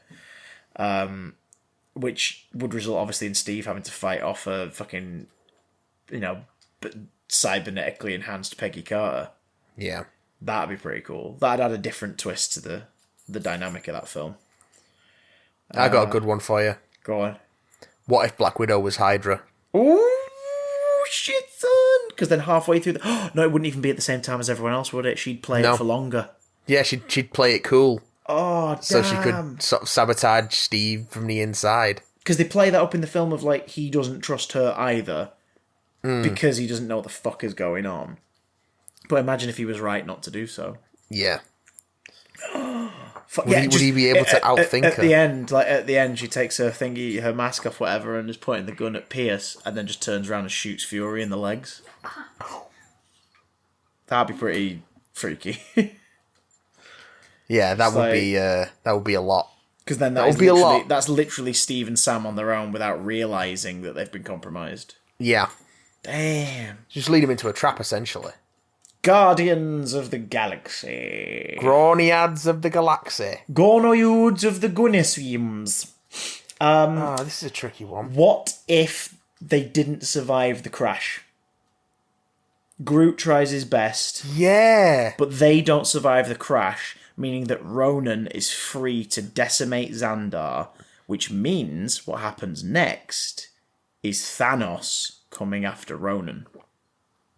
Yeah, that'd be a fight for 1.5, wouldn't it? That'd be pretty cool, because now we know what the amount of force Thanos had at his disposal. Like, Ronan's wielding the Power Stone, but we've seen what Thanos can do without stones. You know what I mean? And he has that whole thing referring to Ronan as boy. Like, it's like he clearly is a lot more, because they don't obviously go into Thanos' background aside from the story of Titan in the films. But if it's based on the comics, like, he's an abomination. He's a genetically fucked up version of their species who is unnaturally strong, may or may not have connections to the not the Eternals, what they call Celestials, like, within his DNA. Like, he's a powerful boy. He's a powerful boy. Yeah. So him going after Ronan would be obviously interesting enough, but him going after Ronan with the children of Thanos to his hand and everything, like, you know, there's more going on there. So I'd want to see what happened if the Guardians died in the crash. What happened? What Ronan has to fend off next to keep his power? What if... I've got two. Oh, go on. Actually. One, a suggestion from just off mic, which is what if Drax kills Gamora in prison? Yeah. How does the team come together? What's the dynamic like? How do they get out of prison? Yeah, because they'd be stuck in there, for starters. Or do they just wait until Nebula comes looking for Gamora? Yeah. And then get caught up in the chaos there? Yeah, that's a very good point. And the other one is sort of it's sort of kind of disconnected from the plot of the film. And it would take things in another direction entirely, but what if the film wouldn't even happen in this case, so it would be a completely out of left field one, but what if Yondu did take Quill to his father? Yeah. Yeah, like, the hell would happen? Because we learn, obviously, from Guardians 2 that that Peter is the one that, like, the connection works. So, does but would he the same thing get have to him happened sooner? Does he raise him and then, like, make him think his way? Or does he, or does does the revelation that his dad killed his mother get him in the same way? But I guess that's more of a Guardians 2 one. So I'll put that back for my Guardians 2 one. That's my Guardians 2 pick for when we get there. Okay. Actually. That's more of a Guardians 2 one. But it's an interesting one. Okay, so Guardians, we've got Age of Ultron. Yes. Right? Age of Ultron is indeed next. What if... that's a good one, actually. What if Vision had been of Ultron? So, old school comics Vision, like, they birth him from the Thing, Thor's lightning, X, Y, and Z. Oh, yeah, so... But part of the Ultron consciousness is already in there. So, yeah, like, okay. he is essentially the child of Ultron, as is sort of his spin in the comic books. So it's a bit... Ultron has a bit more involvement in Yeah, creating him. I think it's exactly the same, but they just Ultron unplugs himself from the chamber like just a few seconds later than he does in the film. So by the time they bring him to life, they're dealing with a being that is more Ultron than Thor. Yeah. So they really are having to contend with with something that wants to fucking help Ultron's cause. Because it would make the final fight like really tricksy. Mine is so what if Hawkeye died instead of Quicksilver? Okay. What if? Okay. So then we got Quicksilver taking Hawkeye's place on the Avengers with his sister,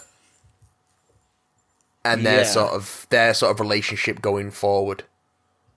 Okay. And also them, and also Nat dealing with the loss of Clint. of Clint. Fury dealing with the loss of one of his best agents, on top of the loss of Coulson, although he now knows at that point that Coulson's back. The Avengers dealing with the loss of a teammate that they know and have fought alongside rather than just someone that they've only just met. And also how that affects the dynamic going into Civil War. Yeah. Oh god, Which that will would change presumably things, still, wouldn't it? yeah. What side would Quicksilver be on? Good question. Actually, I think you'd split the Maximoffs because that would be a more interesting. It would be more interesting. See. It would be a more interesting conflict. Yes, because one of them would be making their decisions to honor Clint. Yes. So you'd have like that conflict of like you are only alive because of him. Yeah. Damn, that'd be a fun one. I think that'd be a good one. You're one of them good boys, aren't you? I'm a good boy. You're a good boy. Christopher. Mattstaffer. Ant-Man. Ant-Man. Yes, the Ant-Man. Ants. Antioch. Ant-Man. Holy hand grenade of Antioch. Ant-Man. What if... I'm a dead simple one. What if Hank had never gone into hiding? Okay. So he remains the Ant-Man even after losing so Janet. they'd always been an Ant-Man. It'd always be, yeah. So we would have a 70s set superhero flick with Ant-Man tearing everything apart to find the means to get Janet back. What if he did pass the mantle to Hope instead of Scott? Yes! Oh, that's better. That one's better. Would we have got the Wasp earlier? The proper the Hope Wasp? Possible. I mean, she would have been Ant-Woman. Ant-Woman. Ant-Woman? I think he just made her the Wasp to honour her mother. And they probably have a better relationship. That's very true. And Scott would still be working at Baskin-Robbins. Yes! No, he wouldn't, because Baskin-Robbins always find out. Yeah, Baskin-Robbins. Oh, that's a good movie. That they do. Yeah, that'd be mine. What if Hope became the Wasp? That's a pretty good one. God damn it. Scott Lang wasn't involved at all. Probably would have gone down a lot simpler, actually. Let's be fair. Let's be frank. Can I still be Garth? No. Okay. You have to be Wayne.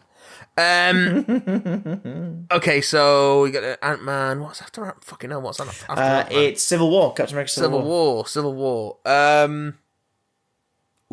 What if they sign the Sokovia Accords? Okay. Yeah. So the whole team's on board.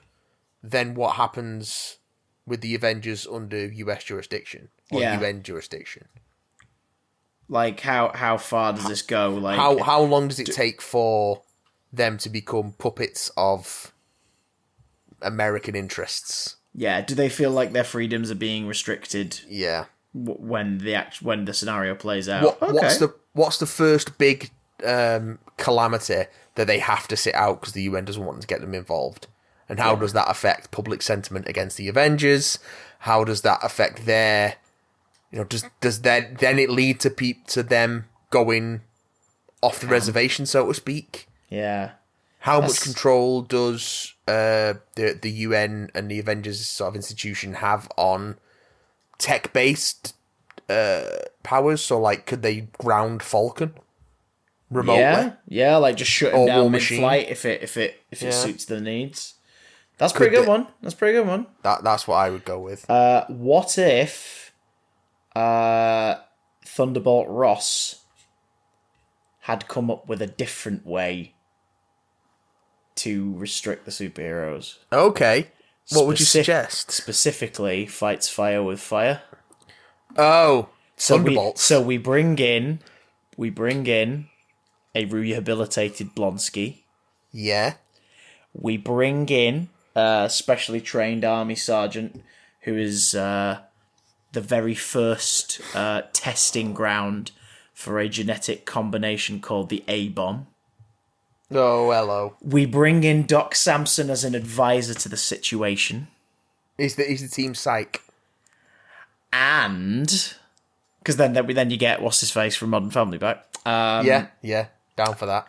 Down for some more Ty Burrell in Marvel movies. And then, when it comes to that final fight to subdue the Avengers, as best they can, the ones who have decided to go against it all, Yeah. some big mysterious red motherfucker shows up to deal with it as well. So we get Red Hulk. You tease in the episode that who the Red Hulk really is. Yeah. And their call at the end of the episode is they use the confiscated Stark technology to follow the now found trail of the Quinjet containing Bruce Banner. Oh. So you end it with, they're gonna fucking find the Hulk. Yeah, okay. Because, of course, Ross still has a bone to pick with him. Okay. So basically, you introduce a shitload of Hulk villains in one story as the Thunderbolts. Yeah, that'd be mine.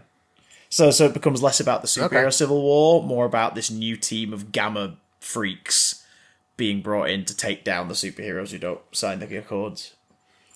So it's like that Agents of Smash cartoon. Yes! Yes, it's like the Agents of Smash cartoon. Absolutely it is. Are you kidding me? Right. Yes, 1,000 times. Okay. Agents of Smash. Love it. They boil them, then they smash them. Oh, God. No. Hulk. Terrible. Terrible. One person is laughing right now. And it's you. Yeah. Right, what's after fucking Civil War? After Civil War is Doctor Strange. Doctor Strange. Dr. Stephen Strange. Doctor Strange. I Shit, think, probably, what if Mordo's intentions were clear earlier on? How so? So the moment the Stephen Strange rocks up, he can see that this is the one that the Ancient One's taken a shine to, that clearly there's some kind of favoritism thing going on here. And that the jealousy stirs up instead. Oh yeah. So before the end of Strange's first month in Kamatage, he's been taken out by Mordo, who now has his sights at this point set on achieving the ultimate power. Because I think what it does is it ends up with Strange either killed or thrown by the wayside, and Mordo in that position by the end of the story. Yeah. But when he goes to meet Dormammu, he's bargaining a completely different way. So we get the Mordo Dormammu relationship in a world where Strange is not there to fight back against them. Okay. So yeah, just an excuse to see Chiwetel Ejiofor be Baron Mordo instead of just Carl Mordo. Yeah. Although I do like Chiwetel Ejiofor in that movie. Me too, but I like that they have a relationship prior to becoming bitter rivals. Yeah, but at the same time, I really Yeah. want to see Baron Mordo. I want to see bitter rivals. I want to see Baron Morty. Yeah, but I think that when he does show up, it's gonna land better because they have that relationship. Yeah. Oh yeah, for sure, absolutely. But give me that fight. Oh God, I don't know. Because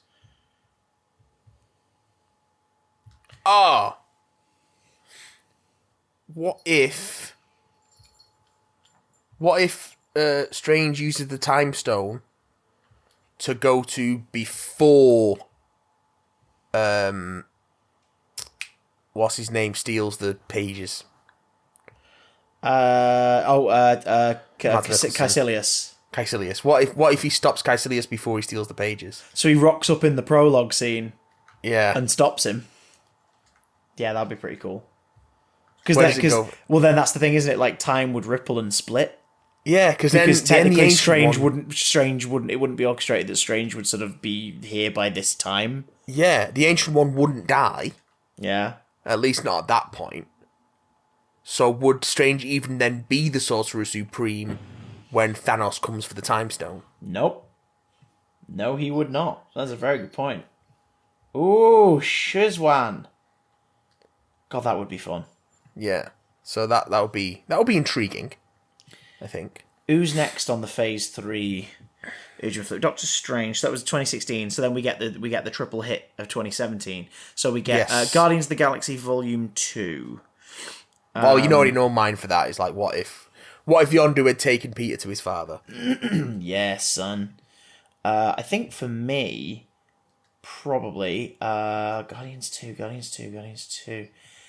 What if? I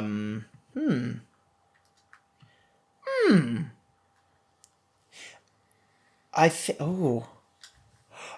What if there was still another son of Ego out there? Oh, okay. Another child of Ego. So it becomes that thing of like they leave the scenario, but there's one other factor in there. There is someone else there who's like, I'll do it. I'll fucking do it. Like, make me proud, daddy. So you bring two children of Ego to him at once, and this sort of a rivalry between them and Quill. Yeah. Because then you have that thing okay. of like, are the two of them actually sane enough to realise that this is ridiculous and will end the universe as we know it, or will one of them buy into it? Especially with Quill's insecurities, like, would he be more open-minded about Ego's fucking horrible plan if it was like, if this other person was standing in the way of the family that he thought he really needed? Yeah. Like, you know, you can really play on the idea that Quill still hasn't really realised that the Guardians are his actual proper family yet. Like, he still has growing to do. Yeah, yeah. Failing that, you do the what if Ego had never revealed he'd killed Star-Lord's mum. Would the Guardians have been able to stop a fully empowered Ego and Quill? Yeah. Answer, probably not. Probably not. No, probably not.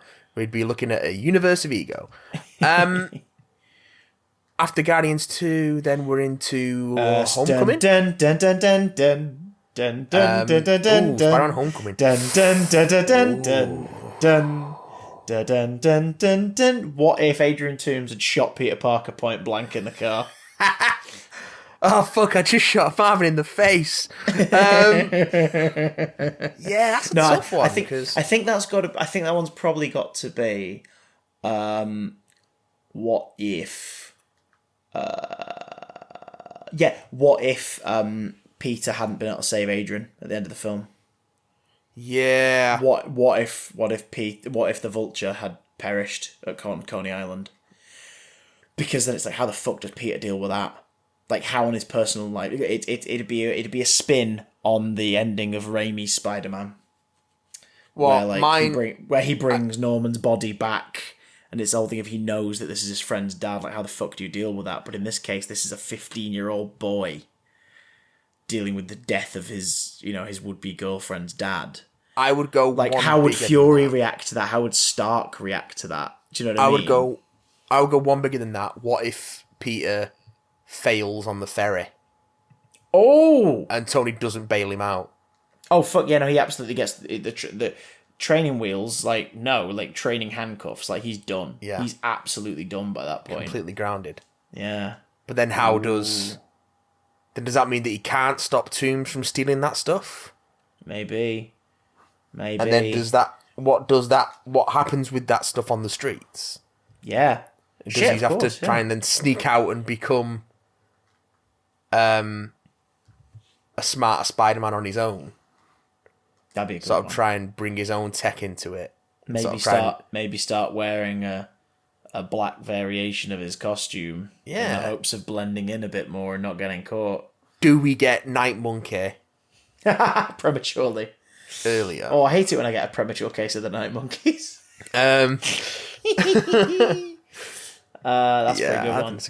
Thor Ragnarok.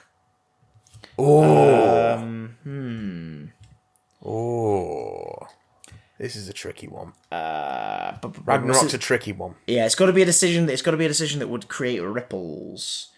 Yes.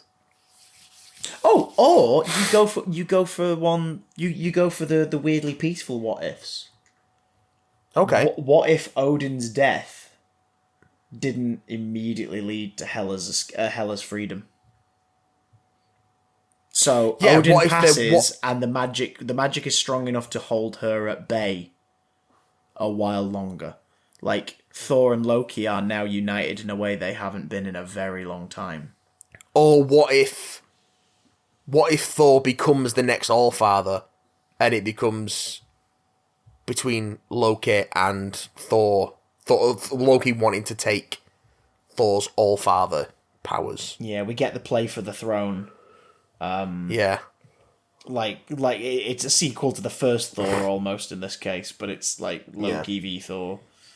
And then them actually facing, Surtur Ragnarok. Yeah. And the death of all the gods and such. But then we wouldn't get Planet Hulk, but with Thor in it, which I really like. True. I mean, maybe the alternative is what if, I don't know, like what if Hulk isn't the one he has to face? Maybe. What if it's Beta Ray Bill? Yes, bish. Or even like it may be a Thor movie, but what if the what if is, what if Banner had arrived elsewhere?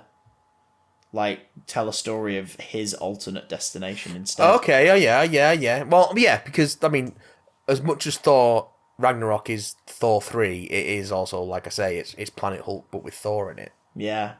So like, maybe the what if is a Banner story instead of a Thor story. Yeah. That could be doable. Black Panther. Bloody Panther. Easy one. Aye. What if Killmonger remains king of Wakanda? Ooh, that'd be quite tough. Wakanda basically declares war on the world, on the colonizers. Damn, that's a good one. Yeah, I know. I'm good at this. I know, pal. I know. What if? Oh shit, biscuits. That's really good. What if? God, that's really difficult, man. I'll give you another one. Okay. I'll give you another one. What if M'Baku wins the challenge? Oh, it is challenge day. Yeah. Oh, yeah, because that completely rewrites the plot of the film. Yeah. Like, never mind, like, the immediate thing. That's the plot of the film screwed up. Because then if that's good. Killmonger does come to Wakanda to try and reclaim the throne, he's got to reclaim it from M'Baku. Yeah. Who is now the Black Panther. Yeah. Oh, shit. That's a real good one. Damn, that's a good one. Oh, well, would he retain the Black Panther name, or would he go in a more Hanumani direction? Well, I don't know. I think he'd want to claim it, because it's the whole point of it's the Jabari reclaiming their position in Wakanda. Yeah. So I think he would take the mantle, like he would steal it, and be like, "I'm the Black Panther now, motherfuckers. Glory to Hanuman, but I'm now the Black Panther."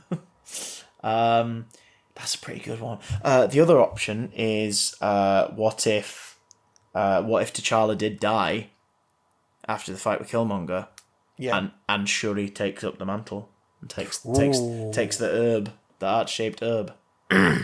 Yeah, Shuri Black Panther I could go for. Because then again, like you're doing one of the things that What If does so well, which is gratuitous fan service. And in this instance, we get the Shuri Black Panther. Yeah. Okay. Down with that.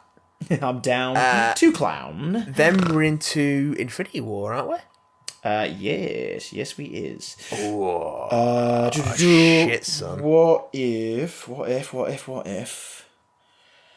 Oh shit! What could this one be? What if Tony's plan on Titan works? Yes. And they get the gauntlet off him. Yes.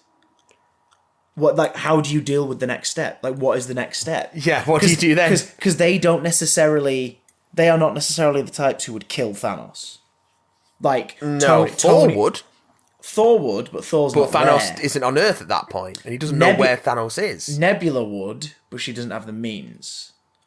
No, well, she might if he doesn't have the gems. Yeah.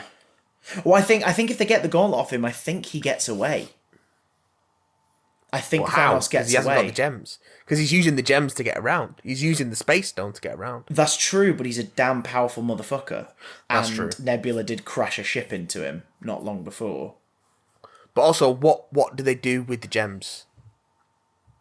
Like, do they give them to Strange and he scatters them through time? I think what happens is I think Tony and Strange agree to find a way to put the gauntlet, now that they have the stones together, in an Dude. He just gives it to Dormammu. No. They take it. And, like, Strange agrees to, like, let them keep the time stone with the gauntlet on the condition that he is part of its security, and they create a separate dimension for it, a fucking facility that only him and Stark have access to, called fucking, what is it, Prison 42 or whatever it's called. Oh yeah. So you bring in that, like, the idea of that cell, but then Tony in his fucking paranoia is like, how we can utilize this, like, we can make use of this to protect the world. And you essentially you recreate the Ultron problem, and Tony becomes the thing that's been inside his head for 6 years. See, that's the closing minutes. Like, that's the closing minutes of it. Like, Tony goes over fucking board with what he can learn from this thing, and essentially becomes Thanos without ever really stopping to think. See, I'd go down the 90s route and just have Tony and... Tony's teenage self coming back from the past? No, I'd have Tony fill in the Adam Warlock role and have him create the Infinity Watch. Oh, yeah. Damn. Yes. So, like, get the most powerful beings that Tony knows to become Guardians of the Stones. So, Thor becomes Guardian of the Power Stone, and Quill becomes Guardian of the Space Stone or whatever, and something like that. You're a good man, Charlie Brown. One gets a stone. You get a stone. You get a stone. One gets the Beyonce stone. One gets the Beyonce. He loves him some Beyonce. You are the Queen Bey. Captain Marvel. I think it's got to be probably. I think you go old school comic book for this one, just to toy with it, and I think you go down the route of, what if the Skrulls were the warmongering race? Yeah, what if the Skrulls were aggressors? The Kree were actually the ones suffering. Like, you go down that route, but you go down that route in the sense that, like, the Skrulls are the ones training up super soldiers and everything, and the Kree are the oppressed. So you just literally flip the roles of the two sides of the conflict in their actual definitions, and Veers is someone that the Skrulls have taken on board. She's considered more just their amusing little pet. Like, she thinks she's fighting for the cause and everything, but really they're like, this is fucking hilarious. Look at what we've got here. She's so funny. Isn't she hilarious? We're keeping her because she's super powerful and shit could flip at any moment. But this is great. It seems a bit obvious, but I think it's just because it'd be an excuse to see evil Skrulls. So. A needle pulling thread. What if... I agree. Yon-Rogg left Carol for dead? Ooh. So she doesn't end up on the Kree homeworld. She isn't trained by the Kree, but instead becomes a Captain Marvel. woman on Earth with all On that Earth. power in her system. Does that kickstart Ooh. the superhero, the emergence of superheroes, like a decade before? Yeah. It's due to happen. Without the guiding hand of Fury overseeing it all as well. Oh, well, Fury would have to become involved at some point. Well, that's what I'm saying, but like Fury wouldn't be the person going, right, I'm going to develop a part of S.H.I.E.L.D. that deals in this exclusively and... No, I think it would preparing for lead. It would lead to that in the same way it does. But would Fury be in charge of it? Yeah. Because the reason why he does it the way he does it is because he has the compassion and the understanding because of that initial adventure with Captain Marvel. Like, he's seen it. Yeah. He's seen also, what this world can be like. We all know at that point that Hydra has its claws in a lot of S.H.I.E.L.D. Yeah. Ooh. So they'd be able to get hold of her and such. Yeah. Oh, God, that'd be really good. God damn it, you're good at this. I've read a lot of What If. What if? What if? Oh, we missed one out. What? Ant-Man and the Wasp. Ant-Man and the Wasp? Ant-Man and the Wasp. No, we haven't, because we haven't done Endgame yet. Ant-Man and the Wasp before that. It's before Captain Marvel.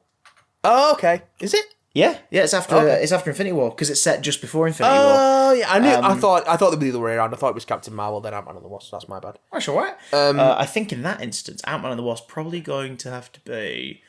What?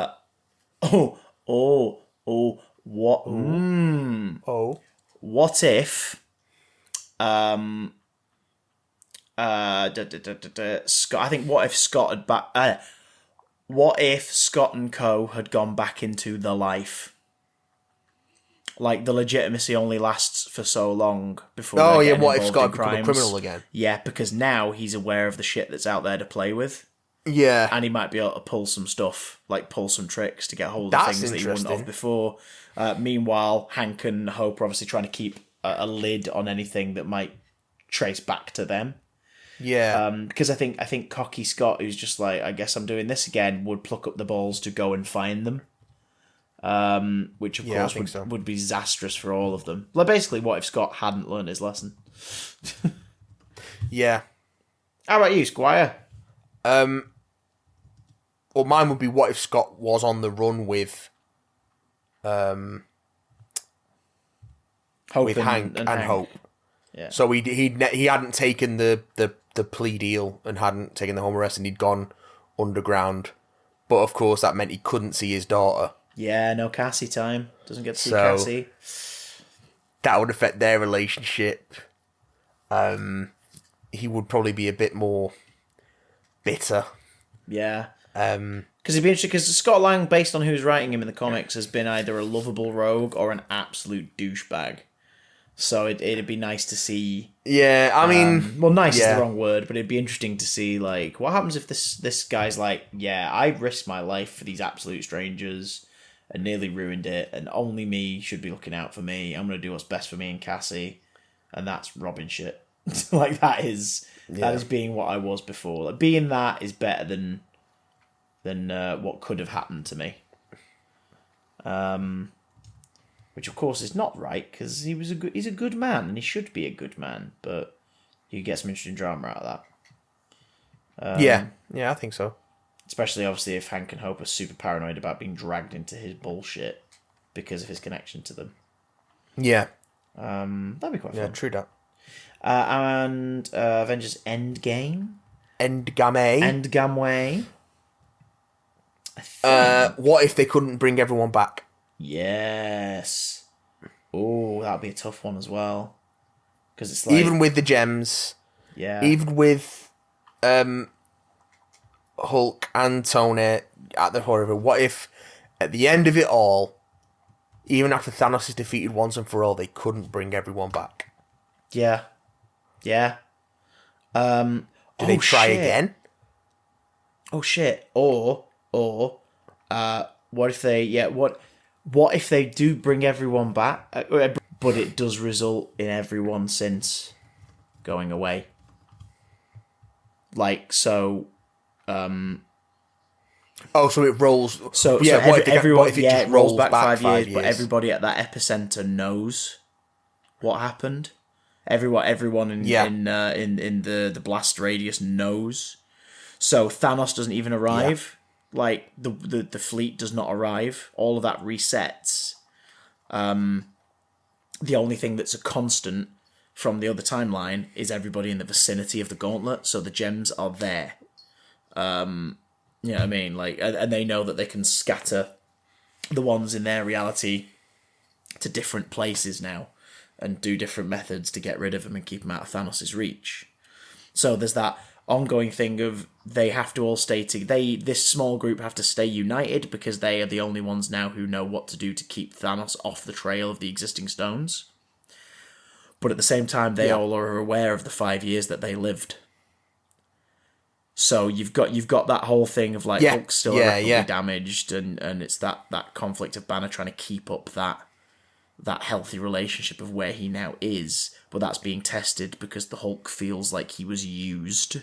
So he's dealing with his inner demon, as it were. You've got the shit like Cap living with the fact that he was so close to Peggy and that's now not a possibility. So like the resentment there. Yeah. Nat would still not be back because she died to get hold of the Soul Stone that they have in their possession and then has to be returned. So they still have that dynamic of everything's back, but Nat is not here. Thor still is made up of Cheese Whiz, which is fine by me, but it gets really awkward when he randomly meets up with like people that are like, well, last week you weren't this big. What's happened? Yeah, what happened to you, dude? Of all, Tony loses Morgan. Tony's family's gone. Morgan's gone. And you really ramp up the fucking tragedy of that by like they try, and it just isn't happening. And how resentful he gets, because ultimately Tony Stark is like an act of selflessness is how he spoiler alert guys ends his life, saving everyone. But he is ultimately a very careless, often selfish individual. So imagine if that was eating away at him. Yeah. Like where would that go? It would lead to Civil War 2. It would lead to Tony Stark becoming a villain. That could be cool. So they're still defending the Earth from Thanos, albeit nowhere near the scale of last time, because now they can keep moving the stones from place to place after they've returned their original ones. But yeah, so that'd be kind of fun. I think maybe I don't know. Yeah. No, I'd be down with that. Down a clown, son. I'd be down with that. And finally, Spider-Man: Far From Home. Are you ready for this one? I think so. I think I've got a take. What if Mysterio was for real? Oh, that's a damn good take.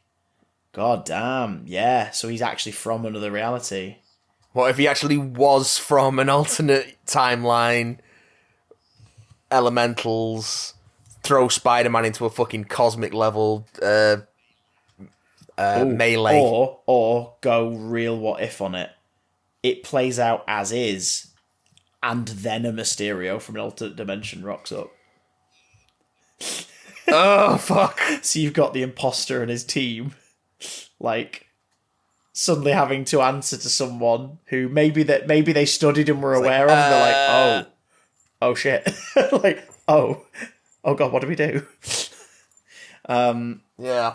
Because I imagine the Mysterio from the alternate dimension wouldn't necessarily be a hero, so you could deal with them, like, you know, the extra repercussion of it all. I think mine would be what if Quentin Beck, scare quotes, whatever his name actually is. What if Quentin was a more sympathetic character and took Peter under his wing? So what if the mentor facade continues and he convinces Peter to his way of thinking of like, look, you worship this guy, but here's what he's done to the world. You could correct them. You could correct his mistakes. You could help secure his legacy properly. And, you know, he's still manipulating him. I think it's because he takes pity on the kid. I think Peter is just naive, especially at this time in his life. Yeah, when he immediately attaches himself to Beck, like the Tony parallels are so strong that he's he totally believes in him. See, that's what I like about the Marvel Spider-Man movies, is how he keeps attaching himself to father figures. It's almost like, he was orphaned and raised by his aunt and uncle, and then his uncle died when he was a teenager, and he felt guilty about it, and so keeps attaching himself. Like, they don't need to do the Uncle Ben death again, because it's baked into that version of the character. It'd be nice if they at least mentioned him by name at some point. But like, you're right. Like, the Uncle Ben story is happening right under our noses throughout the entire films. Well, yeah. Well, the implication is that it's already happened. We just don't need to see it again, because this is not Warner Brothers and fucking the Waynes. Yeah. What if? You know what I mean? What if we made a Batman movie and didn't show the Waynes? No, movie? Bob Kane's estate would be on our ass like crazy. It's like the one thing he had sort of some involvement in, maybe. Yeah. What if it's that? Bill Finger's estate doesn't care. The Terry Nation thing. Like, Bob Kane's estate are like, right, now look here. Bob, we have notes proving that Bob definitely came up with, or helped come up with, the origin of Batman. Specifically, the shot in the alley. Yeah. So, every time you make a Batman movie, you better fucking include that so that Bob can take the credit. Or we'll come down there and shit in your cereal. Oh, please. No. That's it. All 23 Marvel films. God. What ifed? See? Thanks for that, It was Dan. such a great email, Dan, that email. whilst we were coming up with it, I made the thumbnails for the episode. So, inspired by your question. So, enjoy, Dan, with your big old knees. I'm assuming you have big knees, Dan. Brilliant. Do you think Dan's got big old knees? Knees of regular size. I don't know. I have actually no indication that they would have knees that are of a larger than regular size. Old knees, like decrepit knees. No, probably not. I think Dan's probably got the knees of an athlete, but the lower legs of a platypus. So Dan's got really strong knees, but then like flippers. I think we should probably stop speculating on the ins and outs, on the size. Dan, email in and tell us what your knees are like. Are they strong knees?